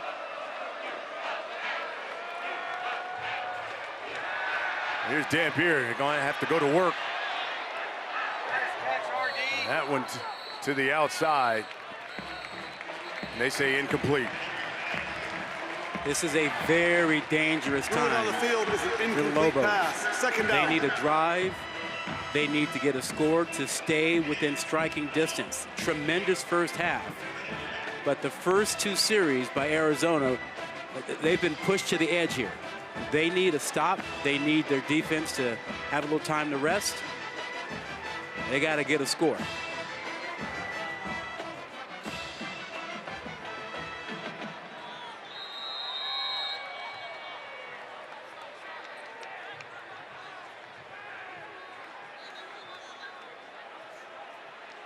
You're going to take another Ruling look on at the that field play? is an incomplete pass.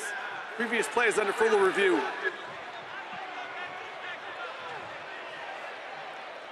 It sounds like another targeting review. Is this for the catch, not for targeting, for the catch? Did he have control? Well, he was in bounds, but remember, you've got to control the ball through contact with the ground. And to overturn the call on the field, you need indisputable video evidence. I mean, everybody's got to look at it and go, yep, that's right. Turn it over.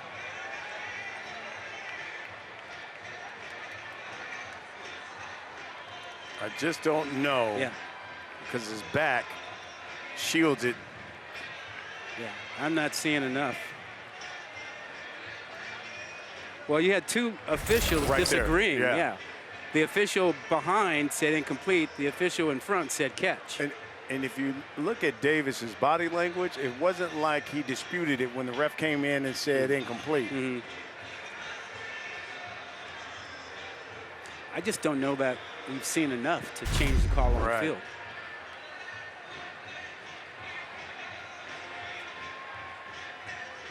It's right in there. Let's see.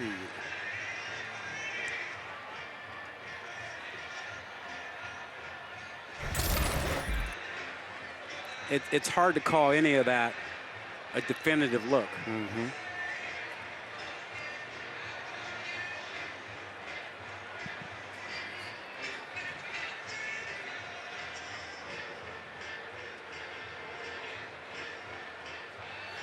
Coach Brennan is looking at it like, no way. He said, no way, that's not a catch, no way. This has been studied an awful long time.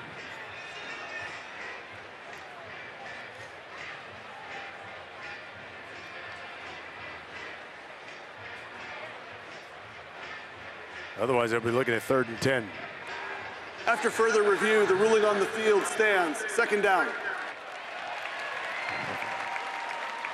I think that's the right call. Not enough evidence.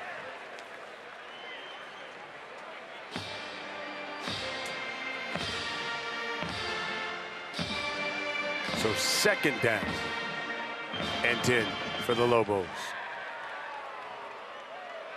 Looks like pressure, and they've got a single high defense set up for Arizona. Press coverage on the outside.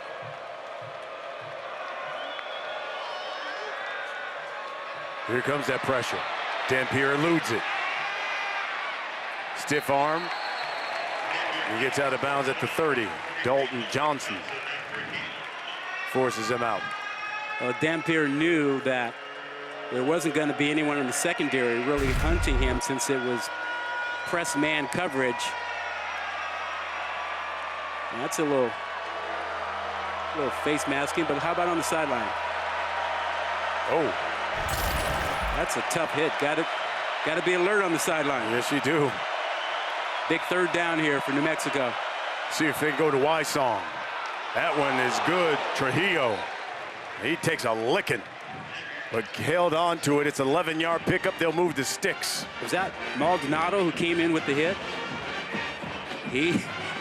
They've got a couple of safeties that love to hit, and that was a big one, but he didn't jar the ball loose. Good job by Trujillo taking that lick and hanging on to the ball. Maldonado had a career-high 81 tackles last season.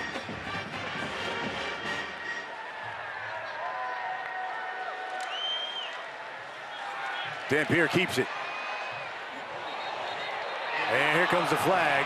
Did he take a shot after he slid? Yeah, that's just not being smart. It might be Manu.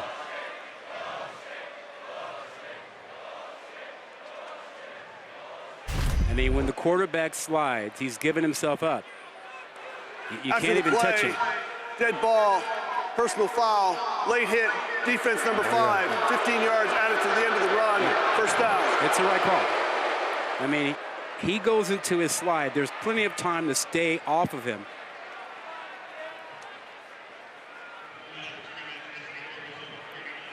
So now will be marked at the Arizona 39.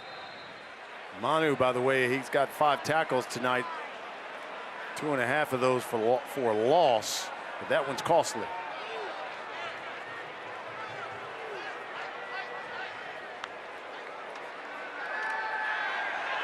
Dampier under pressure again, throws, and that's to Ryan Davis. And we're pushing and shoving.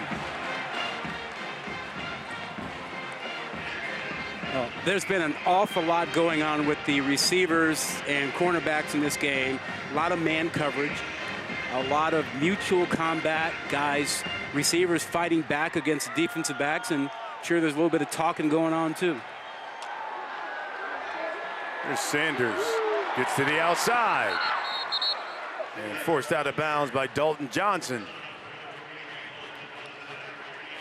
This is a huge red zone opportunity for New Mexico.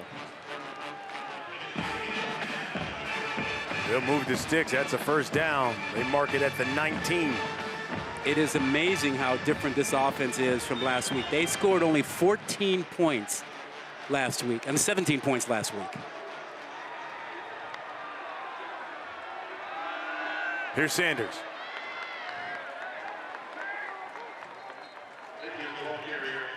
Patient running, picks up 4. Scored 17 points last week, 24 already in this ball game, and they need a touchdown here to stay in contact with Arizona. Brilliant first half by New Mexico. They're in danger of Arizona really getting up on them if they don't get a score here. Wysong's at the top of your screen. 3 touchdowns and a field goal for New Mexico in this red zone. They've had 5 opportunities. Here's Dampier. He's inside the 10.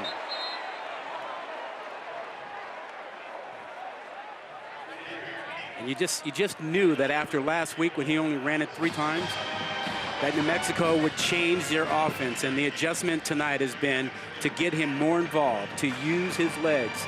But 10 carries, 83 yards or so for him.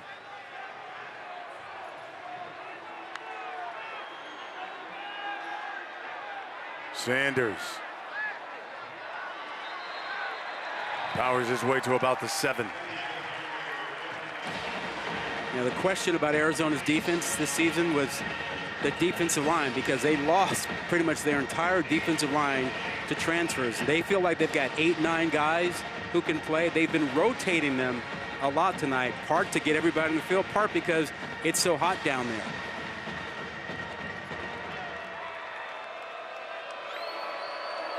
Tenth play of this drive. Dampier keeping it. Gets to the edge. Dampier scores. Another rushing touchdown for Devin Dampier. And Wysong in the end zone with a block. Not a huge knock him on their back block, but he got in the way enough so that there was no one who could come and tackle Dampier. And we knew Dampier had some good speed, but you saw that change of direction when he decided to head left and turned on the jets. And Wysong did a nice job in the end zone of getting in the way so that defender couldn't come up and tackle Dampier.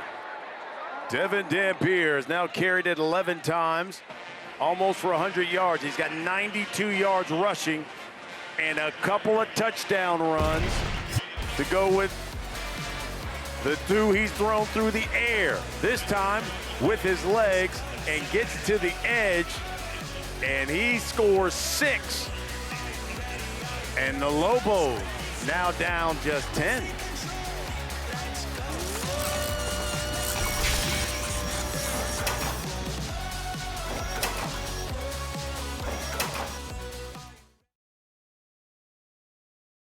What if you could look forward 1 year, 4 years, 40 years? What does the future look like?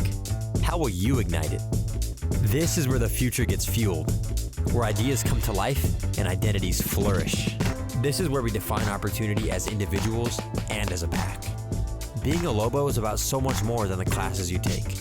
It's about the mark you make on your world. Because the journey starts here, but it never ends. What will you ignite?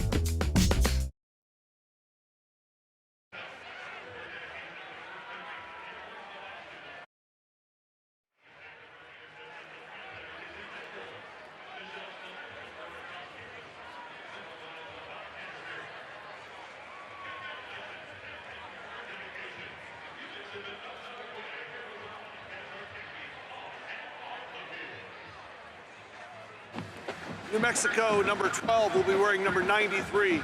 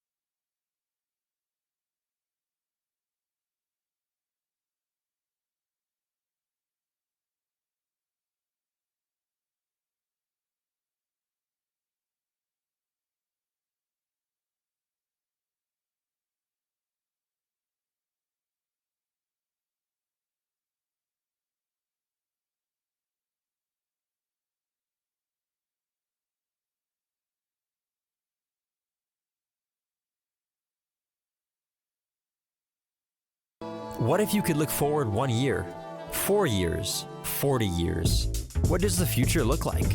How will you ignite it? This is where the future gets fueled, where ideas come to life and identities flourish. This is where we define opportunity as individuals and as a pack. Being a Lobo is about so much more than the classes you take. It's about the mark you make on your world.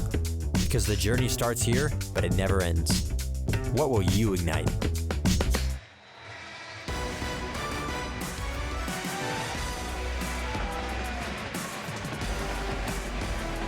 Welcome back to Tucson. 10-point lead. This is Jeremiah Patterson. He's brought down at the 25.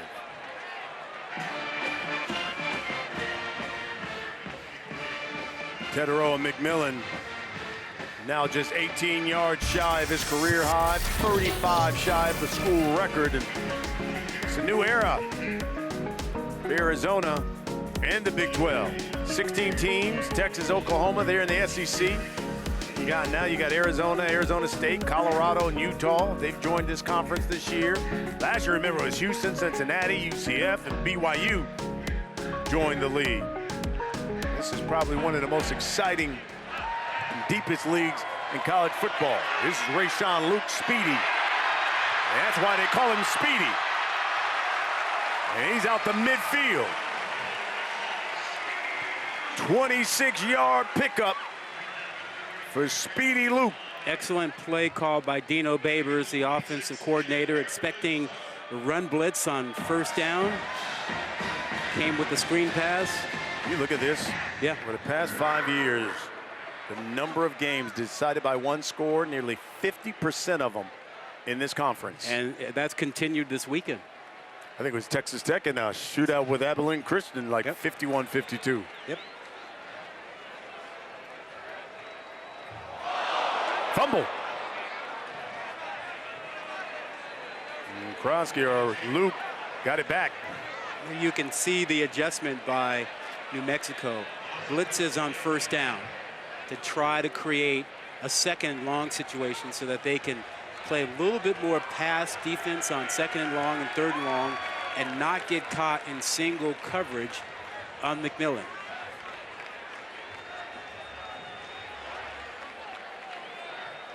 Now second and 11. Yeah, bottom of the screen, McMillan.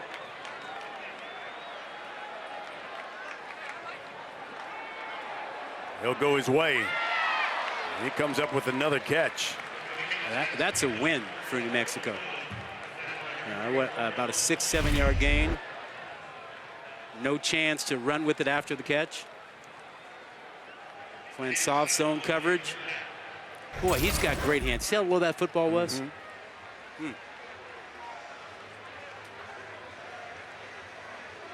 Third down coming.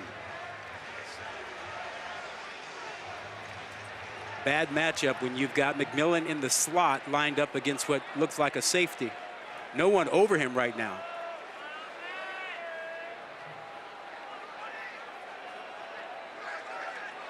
Fafita is looking his way. He's looking his way, but he's going to take off. He's got the first down and more. Yeah, Fafita wanted to throw the ball to McMillan. No one ever covered McMillan on that play. He simply ran right down the seam, wide open. He was never, ever covered. The idea was to have a linebacker drop. There's no way that's going to happen. Are you kidding me? Wow.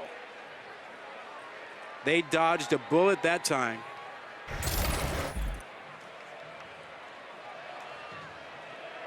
Here's Conley.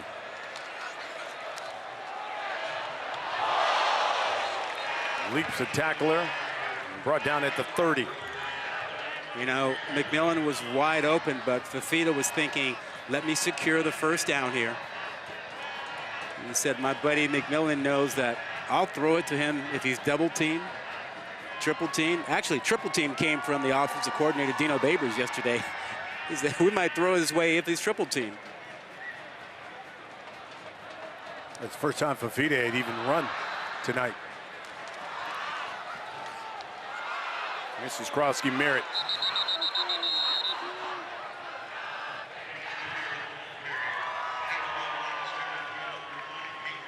More commitment to the run game by Arizona to shorten the game a little bit, give the defense a little chance to catch its breath. Put a little bit more pressure on New Mexico by shortening the game.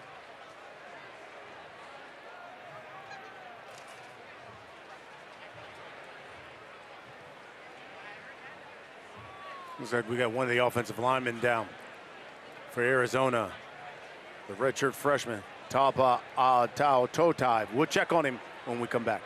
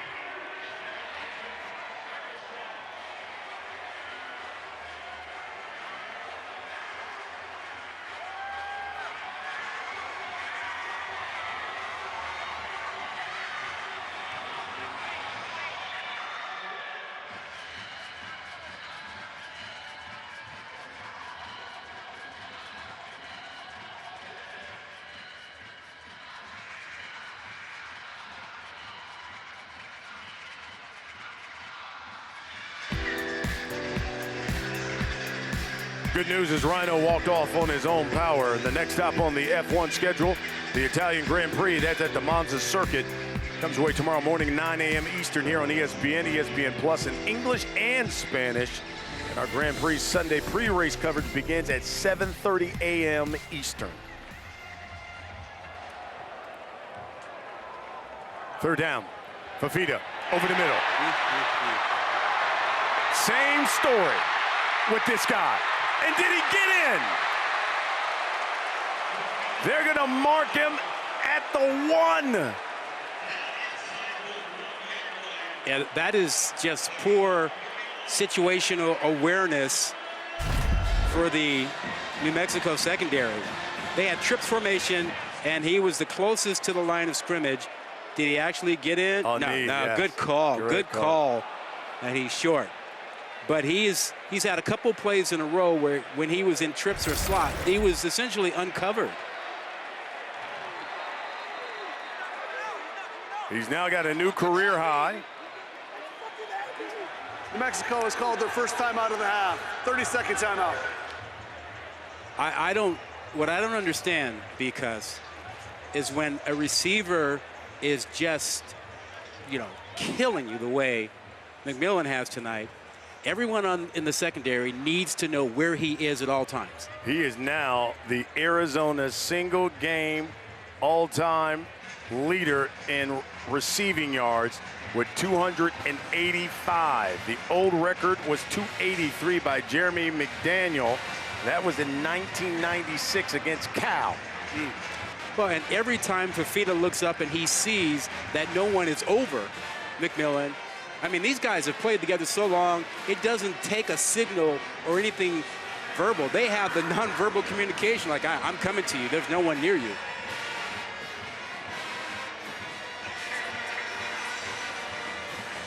So first and goal.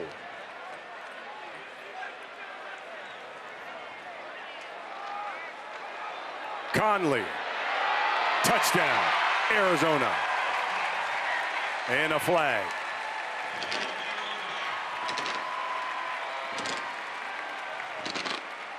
Offside, defense, number 89. That penalty is declined. Touchdown.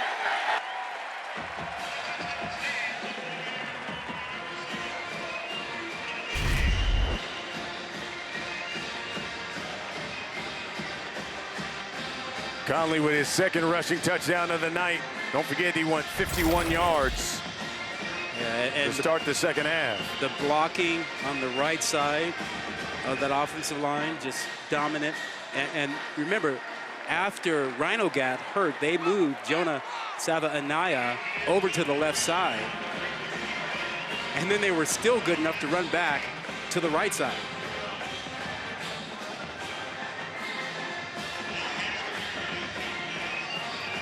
Well, I think you had made a point about whether or not Arizona can run the football, maybe shorten this game, control the clock.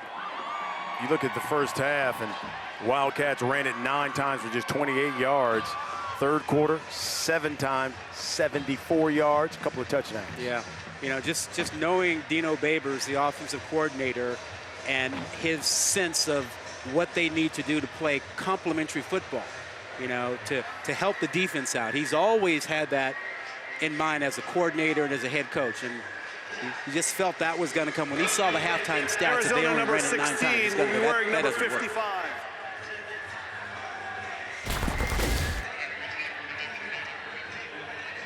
You talk about a guy who will, without a doubt, be a first-round pick. Look at the night.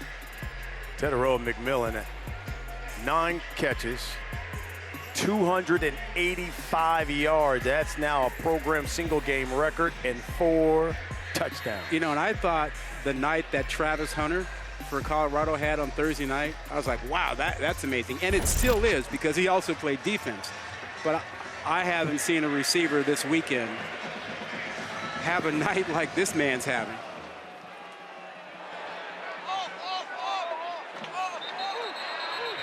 We get a touchback. Isn't it cool to have college football back? Oh, man, it's great. And here's the other thing. We have the 12-team playoff this year. What that means, as a practical matter, is that when we get to October and early November, instead of there being a race for 5, 6 teams, we may have 30, 35 teams in the mix for getting into the playoff.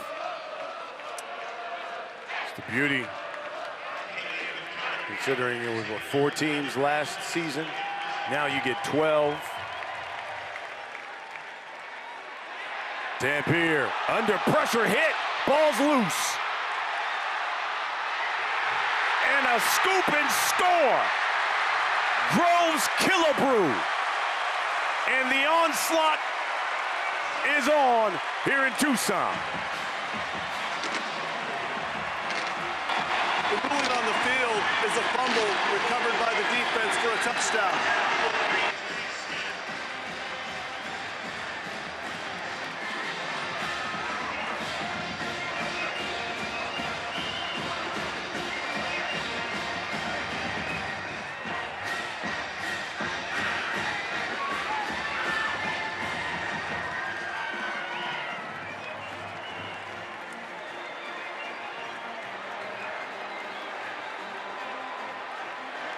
We started the second half with just a 3-point lead. Defense for a touchdown. The previous play is under further review.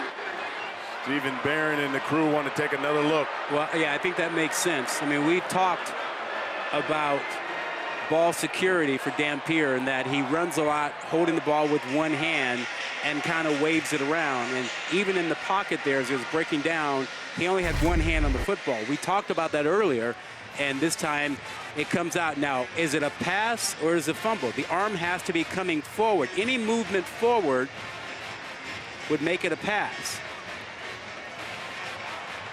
Can't tell from that angle, but that is the rule. Any movement to indicate a pass would be treated that way and not a fumble. It looks like he gave a flick. That was Trey Smith who's making the hit on Dampier. That does look like a pass. From that angle, it looks like you're right. He did flick it, but we're slowing that down. You know, slow motion. In real time, I'm not sure it looks like a pass. Let's see what the officials have to say.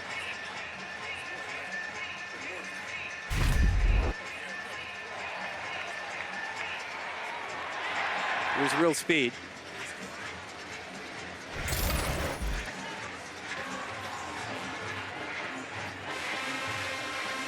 There's Stephen Barron. After review, it was determined that the quarterback's arm was coming forward with the ball in control. It's an incomplete pass. It'll be second down, New Mexico. All right, take the points off the board. Yeah, any movement to indicate a pass, and whether that's a flick of the wrist or the arm coming forward.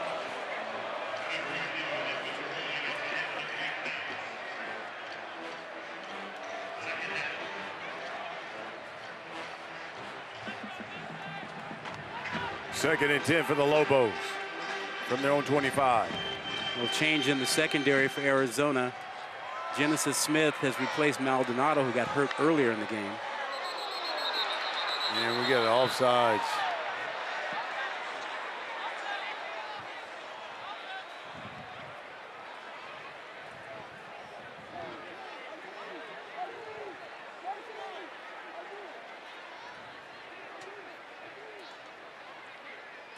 Offside, defense number 92, 5-yard penalty, first down. Correction, second down. That's Chuba Ma'ai.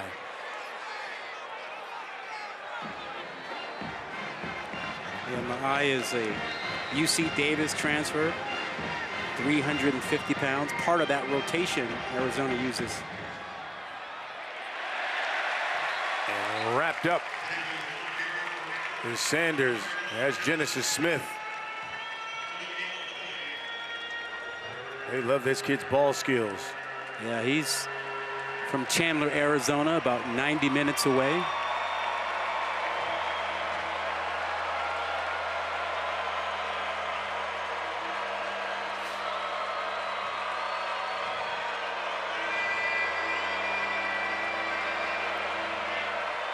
New Mexico 4 of 7 on third down.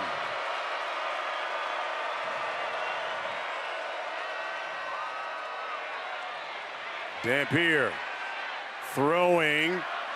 He's got a man, and what the catch, Trujillo, he dropped it.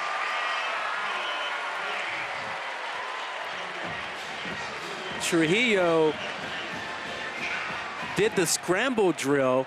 He came from the other side to try to help his quarterback, and actually Dampier threw that ball deep before Trujillo realized exactly where it was going, had to turn and try to find it like a center fielder in baseball, and got his hands on it. That's tremendous ball skills to find that.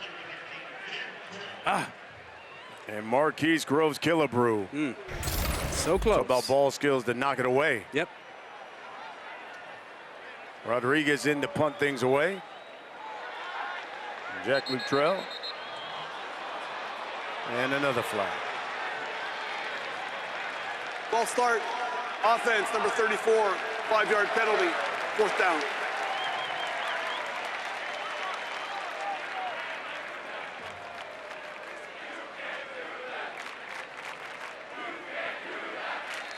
Coming up on that 2-minute timeout.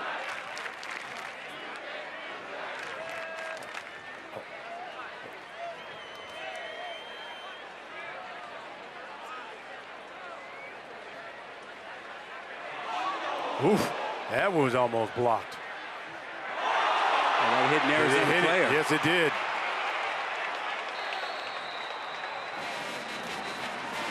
And it's Lobos football. You know, the responsibility of the return man is to yell to his teammates the code word for when there's a poor kick like that so you don't get hit. And sometimes that word is Peter.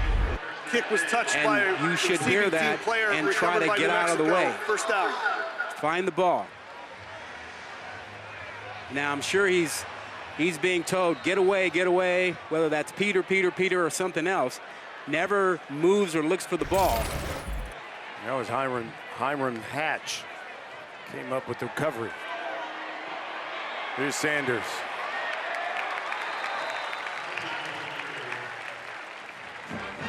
Give him 1.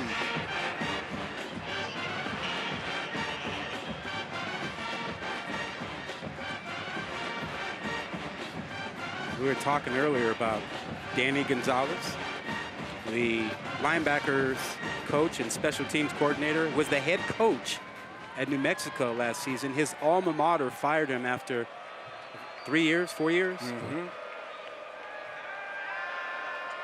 Here's Dampier. He'll keep it. And forced out of bounds. You know, Danny Gonzalez felt some type of way about that because, you know, he was trying to rebuild the program, and a lot of things happened while he was the head coach, including, you know, a pandemic, and then all the changes in college football with name, image, and likeness and transfers, and he was trying to weather that. Yet his alma mater let him go.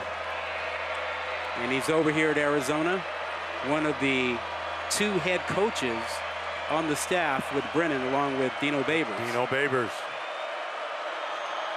3rd and 6.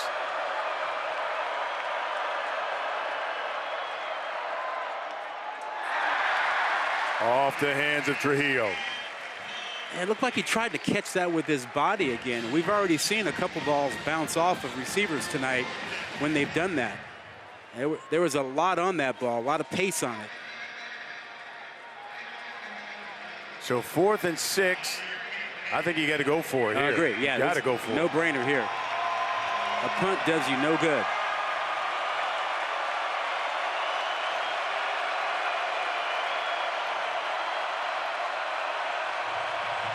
They'll go empty set. Trips at the top. Dampier throws. And a flag comes in as Wysong comes up with the catch.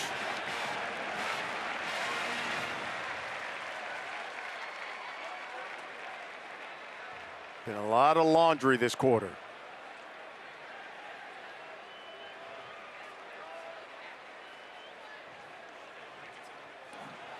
Holding, offense, number 76, 10-yard penalty, 4th down.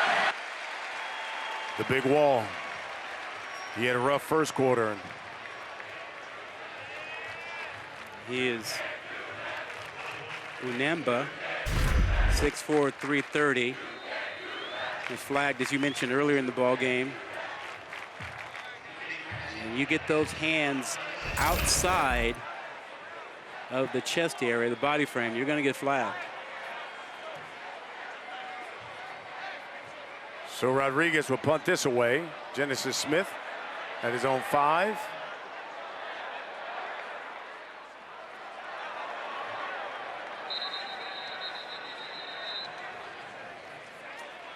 "34-yard punt." Make sure you cap off your Labor Day weekend with some more college football. Our lineup Monday night on ESPN is Boston College, Florida State. We've got coverage for you that begins at 7:30 Eastern.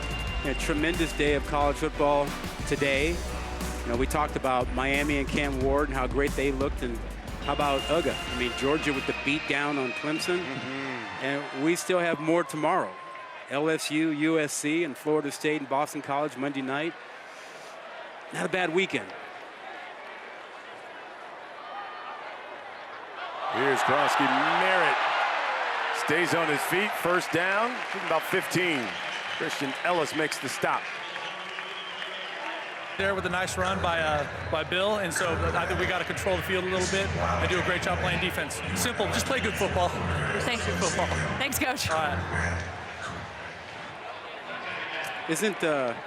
Well, I just want to explain that because he said by Bill, and that's Ja'Cory Krosky Merritt. That's what they call. And we said, why do you call him Bill? He said, you know, I don't know. I don't know. He just said, call me Bill. Everyone calls him Bill. Yeah. And we saw him before the game. We tried to ask him. He said, hey, just call me Bill. That's what he said. Call me Bill. Fafita.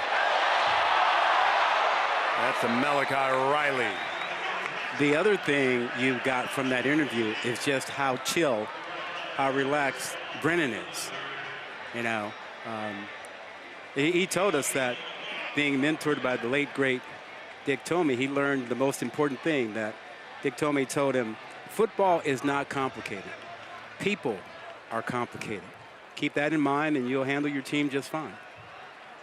So his focus is on people and not thinking football's all that complicated.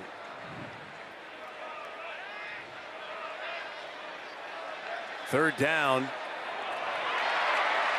And T-Mac across midfield.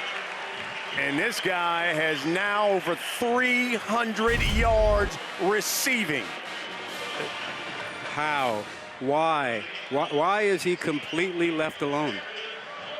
I mean, when New Mexico puts on the tape and looks at this, they'll say, okay, something's wrong, missed assignment, but at the very least, someone should be standing over him or within 3 or 4 yards of him. 304 yards receiving for Teteroa McMillan. Conley swirling. Picks up a good 5 before Avenger. You can see why. You can see why Brennan was so excited and the Arizona fans were so excited when Fafita and McMillan said they were coming back. I mean, this is Brennan's first game. This is his first real chance to see these guys in person. He's got to be going, oh my goodness, I knew I was lucky, but this is amazing.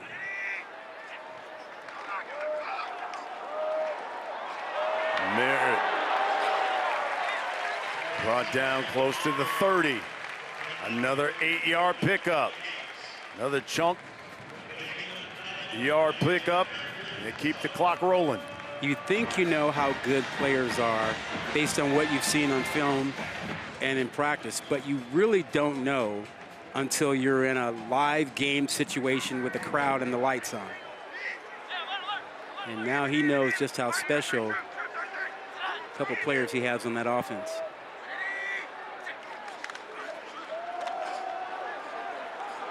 Oh boy, here goes Krosky Merritt, a flag.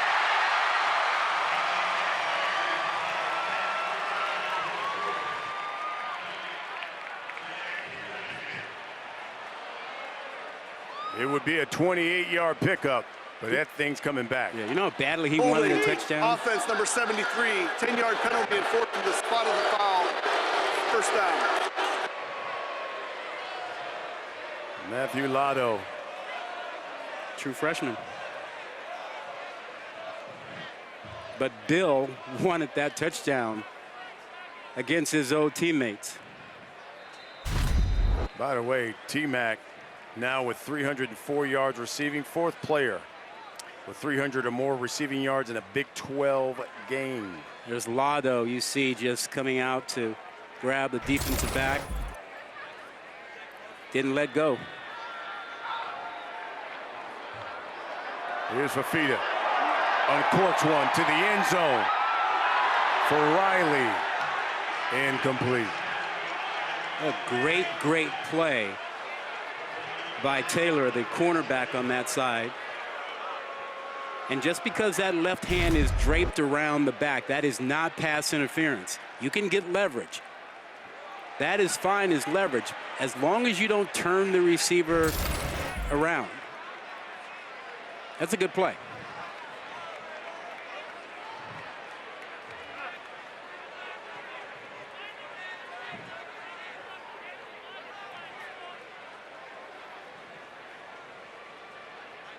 Rayshawn Speedy Lucas checked into the game in the backfield.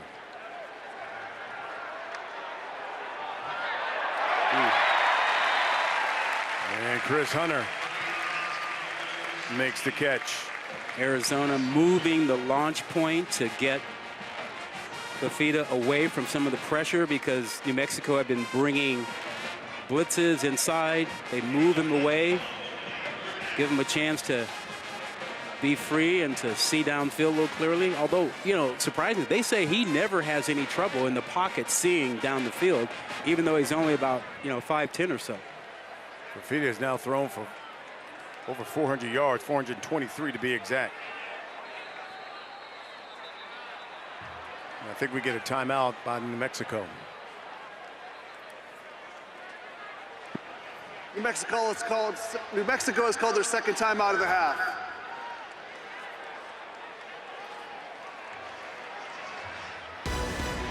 We got about 10 minutes, 31 seconds left in this one. Arizona up 48-31.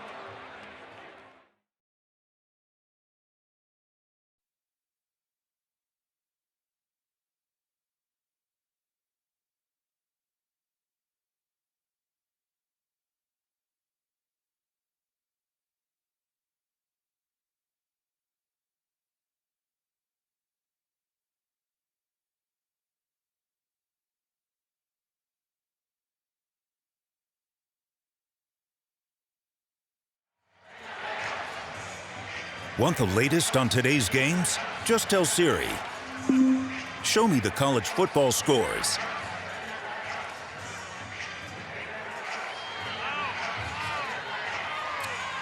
Back here in Tucson, 17-point lead for the Wildcats.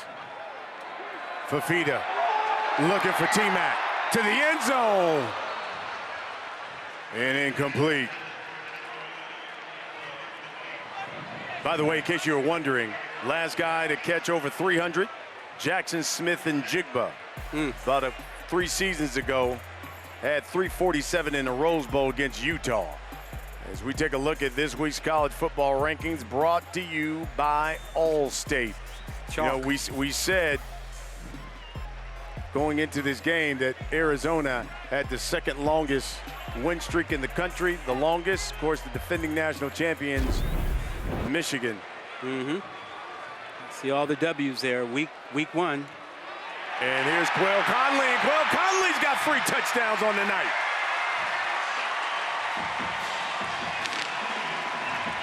That one from 23 yards out.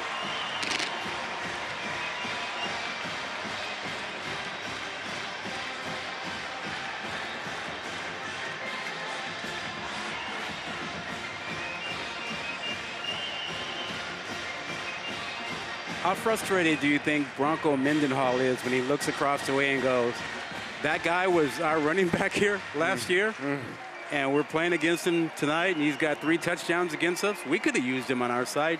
No disrespect to Sanders, obviously. Well, and he came over too, though, from San Jose State because he was with Brennan. Extra point is good. And Conley is a 2-time transfer from Utah Tech to San Jose State, and now to Arizona. Knows the offense really well and has been a guy that folks have leaned on to help them figure it all out. Just a little counter.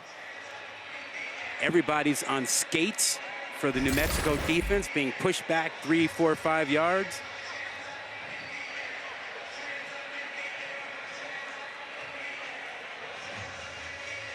And Conley is close to 100 yards on the night. We talked about this at halftime, about the focus and change by Arizona to run the ball more because they only had 29 yards in the first half, and they have certainly focused on that. Look at what these teams have done in the red zone.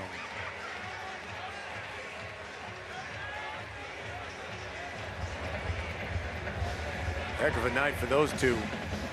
One over 300 yards receiving, the other one over 400 yards passing.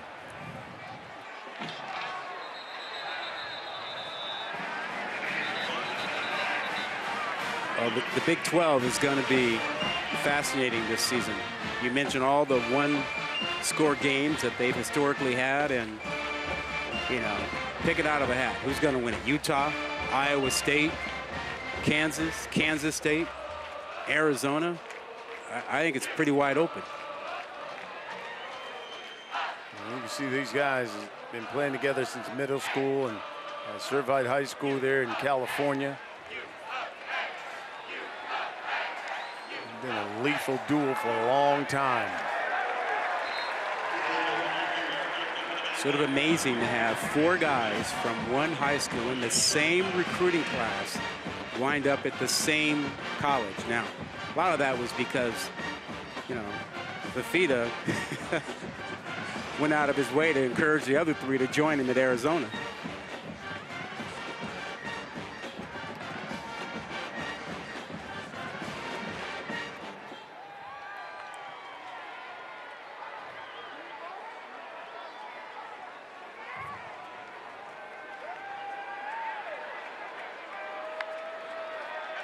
Here's Dampier.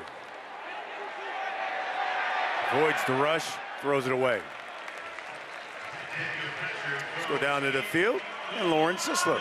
Guys, it was definitely an interesting timeline. You mentioned it. Fafita committed first. He tried to bring everybody along. It was Keon Burnett next, then Manu, and then T-Mac, the last piece of the puzzle, keeping everybody waiting. And one night, all 4 of the guys were out playing basketball, and they're sitting here like, it's 2 days after signing day. What are you going to do, dude? Finally, He signed his letter of intent, showed the guys. They all went nuts. They were excited about it. He said, look, I was kind of waiting because I really wanted to go to Oregon. It was my lifelong dream. I was chasing the jersey, but I knew in the end I wanted to be with my boys. And Arizona is happy for it. And that one in the ground intended for Ryan Davis. Late flag.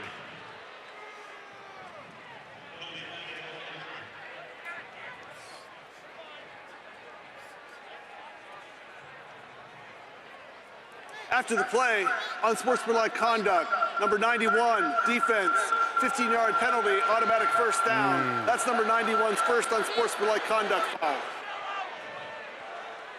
It's Isaiah Johnson, a redshirt sophomore defensive end out of Camden, New Jersey.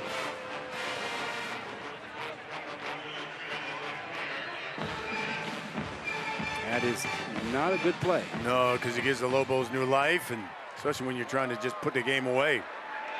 Off the edge, the pressure. Dampier avoids it and somehow gets it out to his tight end, Bruckler, but it's incomplete.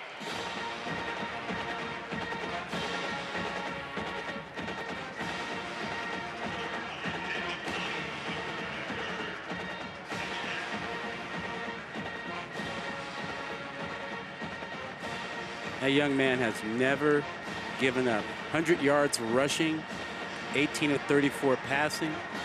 One of those interceptions really not his fault, as it bounced off the chest of a receiver.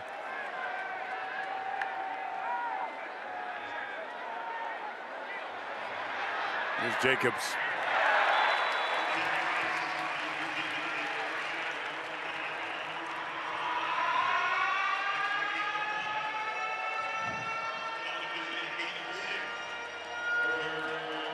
So Arizona came into this season, preseason, picked 3rd in the Big 12.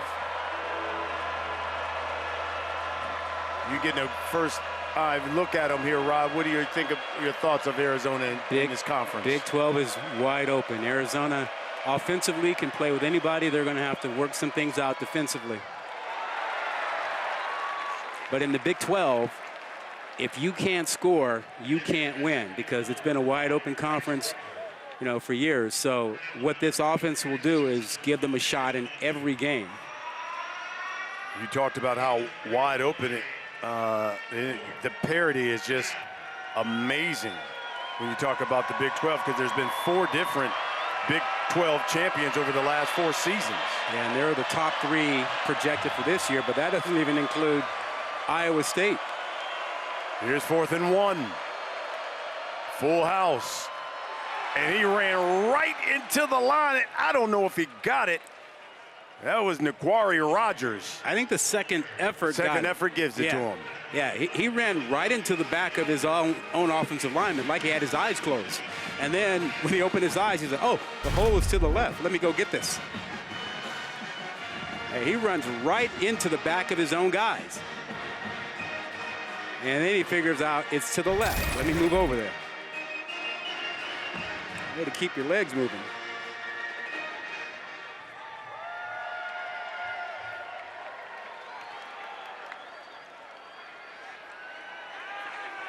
Here's Dampier, he'll take off.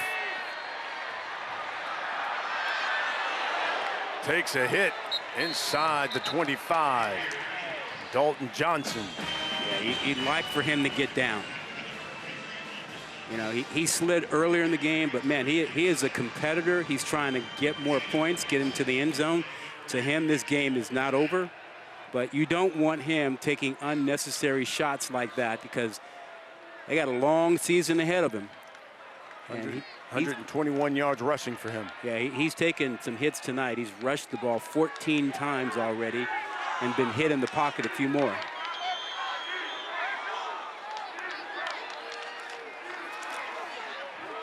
Here's Jacobs.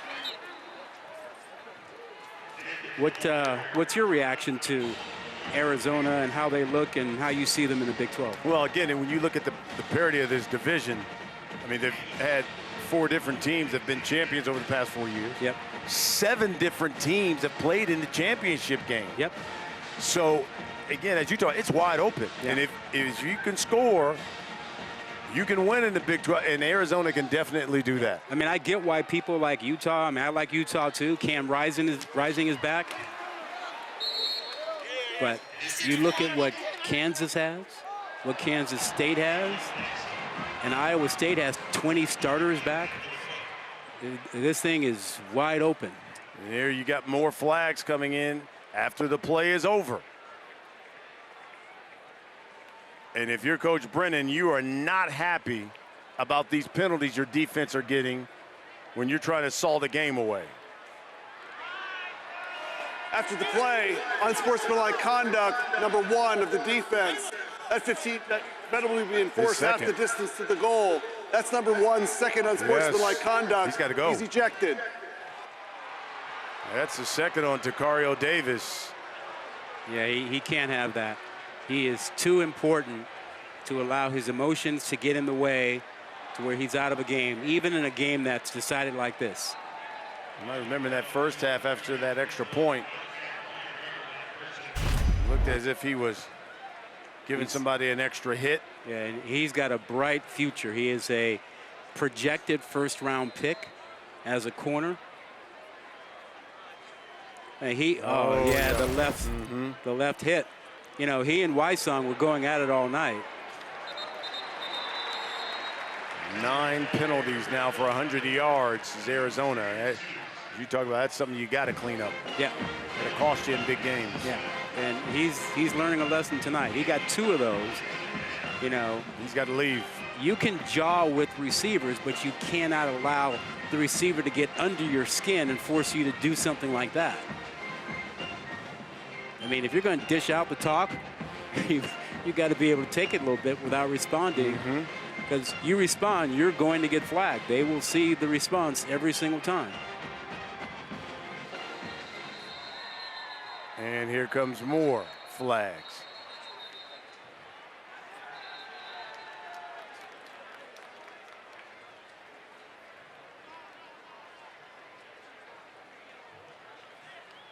And we were talking about Davis as a potential first-round pick. Arizona actually has 3 potential first-round picks on this team. Substitution infraction. Offense broke the huddle with 12 players. 5-yard penalty. Second down. Those potential first-round picks are Davis at corner, McMillan wide receiver, and Sava Anaya at the right tackle offensive lineman spot because he can play more than just the right tackle. There you see the rankings for those 3. According to our Field Yates, our NFL insider. Yeah, and here's the thing: when you got 3 potential first-round picks on your team, you should be able to compete for the conference championship. Absolutely.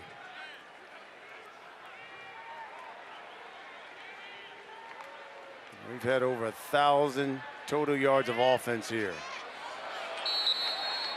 That's incomplete. Intended for Luke Wysong. I've been impressed with him. Oh, without question. He is a competitor. He's a fighter. He's got good hands. He was not intimidated by the fact that he was going up against a very good secondary. And, you know, Davis is highly touted. He took him on, and he's made some big plays tonight. 8 catches, 129 yards, and a touch.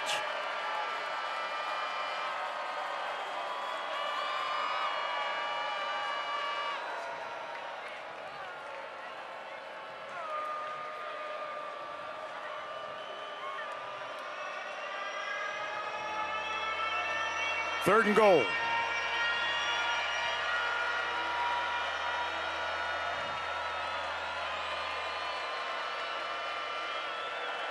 Thirteenth play of this drive. Damp to the end zone. Touchdown. Caleb Medford. That's the first time we've called his name all night, the junior out of Texas. He transferred in from TCU. Led the team in receptions and receiving yards last season because Wysong was injured. Yeah, and Medford is not 100%, but when they get him back to full strength, that combination of Medford and Wysong is going to be a problem for a lot of defenses. Nice, good route to get inside of the coverage and show his quarterback Dampier his numbers. He beat a good defensive back there in Stooks. Lobos would go for 2.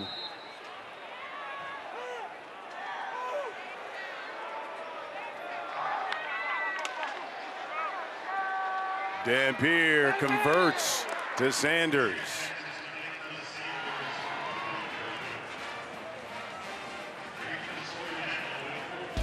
So now the lead, just 14. And we still got 4:44 to play.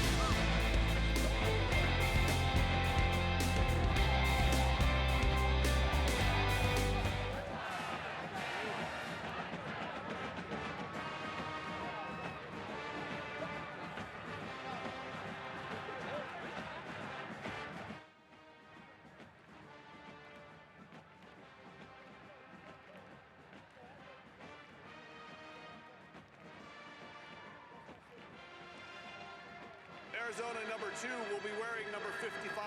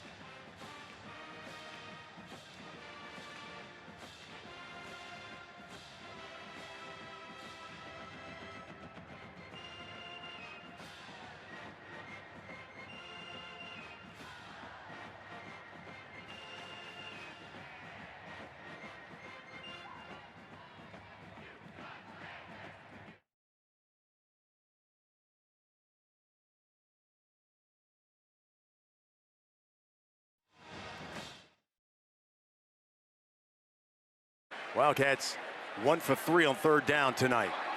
Here's Fafita. Plenty of time. Throwing, and that's complete. To T-Mac. T-Mac. A house call. Again. It's his 3rd. This one's from 78 yards out.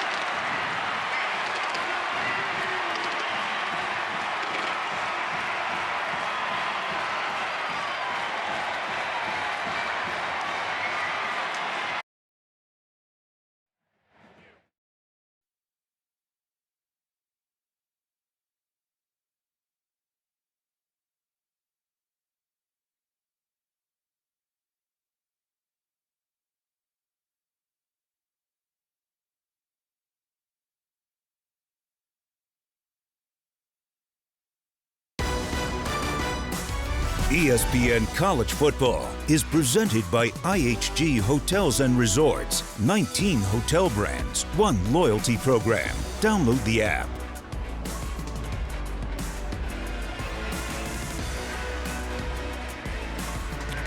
Four minutes, 44 seconds left.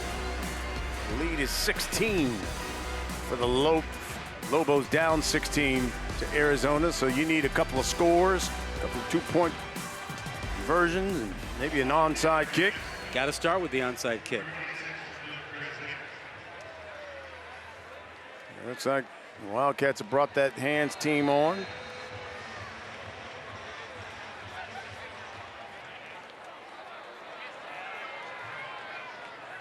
Trying to kick it where they ain't. Yeah. Here's Wiki. Kick it. See if they get that bounce. Guess who gets it? Oh, yeah. you know that guy's gonna. Yeah. They're gonna go right. That football's gonna go right to number 4. Last 4 minutes of this game when we come back.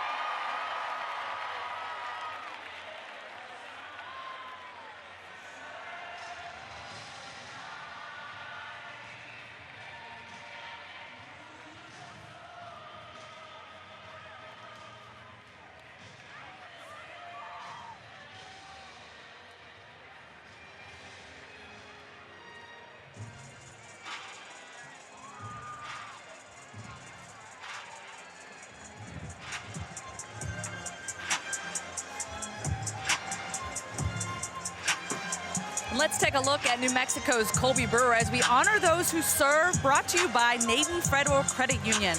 Brewer was in the United States Navy from 2015 to 2024, serving in the Navy Special Operations for 9 years. His primary responsibility was disarming bombs and IED. Brewer is the oldest position player, and overall, he is the 6th oldest player in the game. Thank you, Colby, for your service and all the men and women in our country. Second, certainly echo that. Absolutely. There's Krosky Merritt. By the way, Arizona, if you look at their last 6 possessions, 5 touchdowns, 3 of those have come on the ground and a field goal. Yeah, that was the halftime talk, the halftime adjustment. All right, we're done just throwing it around. We're going to show a little physical sturdiness. We're going to run the football. And they did that in the second half. You know, plus McMillan, right? Oh, without question. Or T-Mac, as you like to call him. Kedrick Reese-Cano has come in.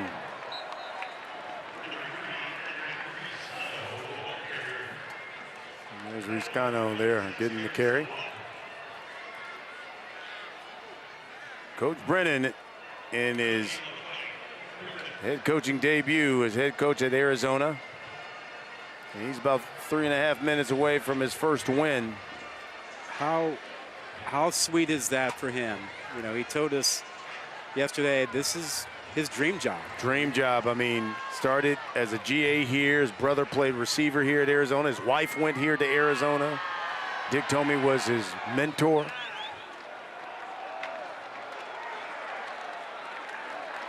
Comes back, gets this job, and has a team that was fully loaded as of January 1. Then a mad rush to transfer after Jed Fish left. And had it not been for his 2 best players, Fafita and McMillan, stepping up and saying, nope, we're not leaving, we're staying here, they would have lost a lot more players. And the 78 players who remain give Arizona a chance to be a threat in the Big 12. Well, you got to give him credit, too, talking about Coach Brennan, because after he got the job, you know, he told, oh, boy, there's a big hole. Wow. And there's the touchdown that Krosky Merritt has been wanting. He gets a touchdown run from 36 yards out against his former squad. He's been waiting for that all night. And they caught New Mexico in a little blitz. Linebackers attacking the B gaps. And the offensive line just turned everybody else to the outside and right through that A gap. Watch him come right up the middle here. Everybody else, linebackers are gone because they were attacking the line of scrimmage. No safety in position. Good for the young man who was running the rock for New Mexico last season. 106 yards rushing for him tonight against his former team, and a touchdown. Whoa.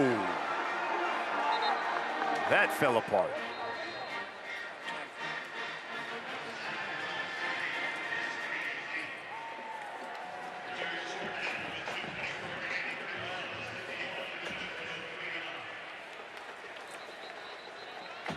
Well, you know what?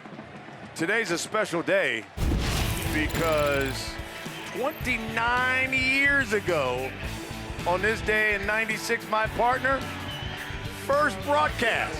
Oh boy, he was slumming. He had to go all the way to Hawaii.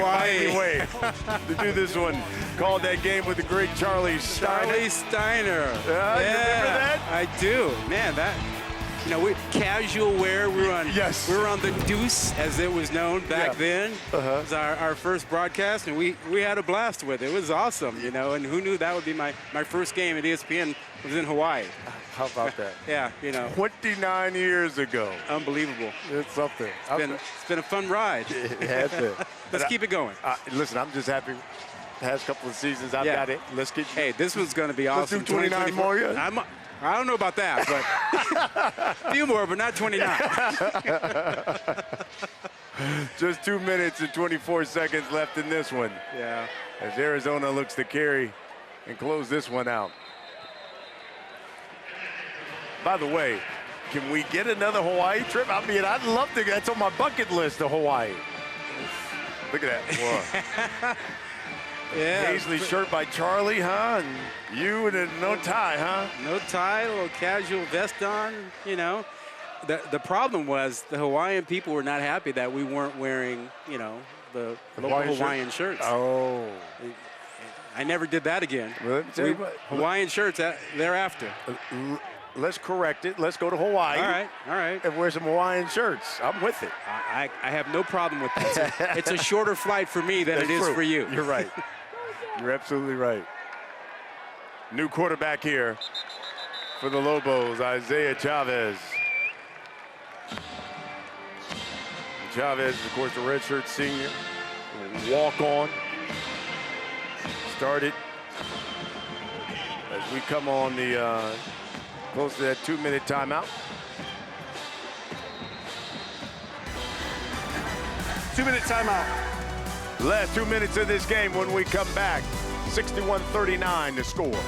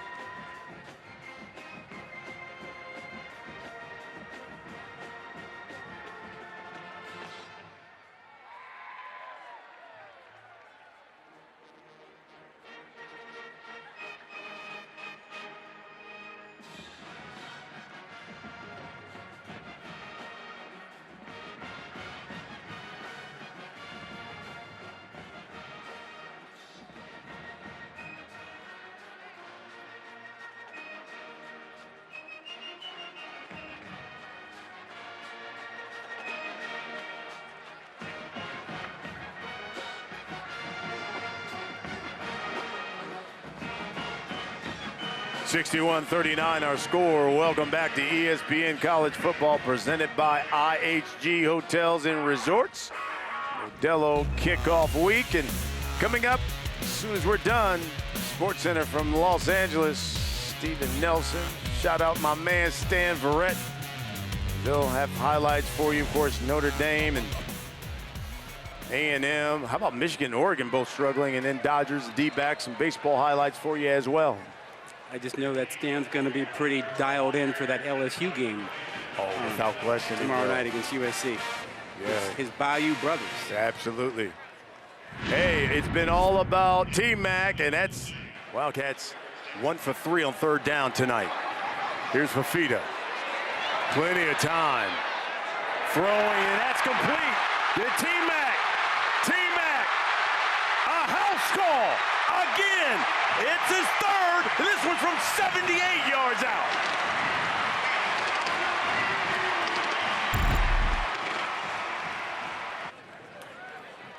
...304 yards receiving.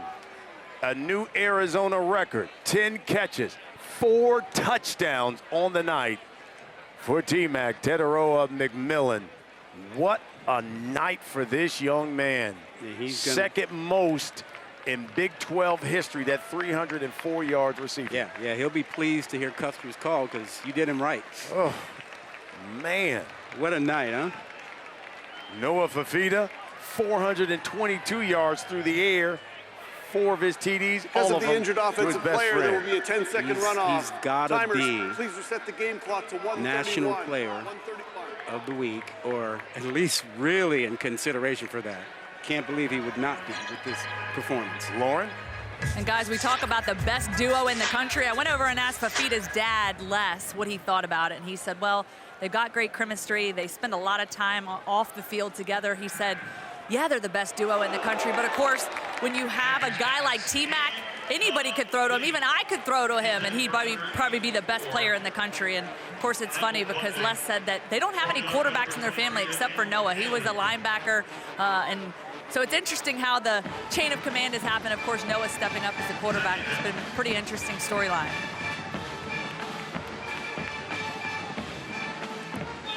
A special combination. 627 yards of offense is what Arizona racked up this evening. Big hits.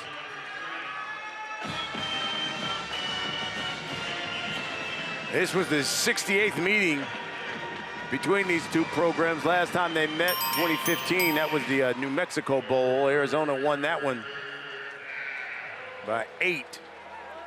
I think right now, if I'm New Mexico, I don't want my quarterback to take any more hits. Keep him healthy. He's run the ball 14 times. He's been hit a couple times. Keep him healthy. This offense is really dependent upon him.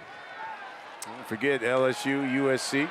Watch that tomorrow night, 7:30.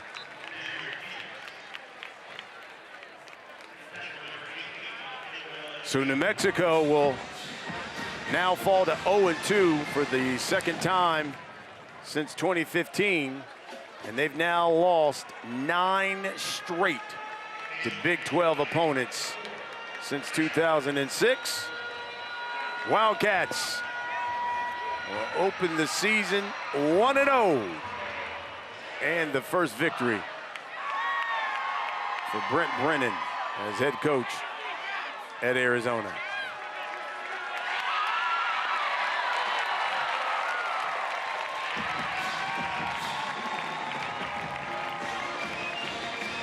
Arizona, a 22-point victory for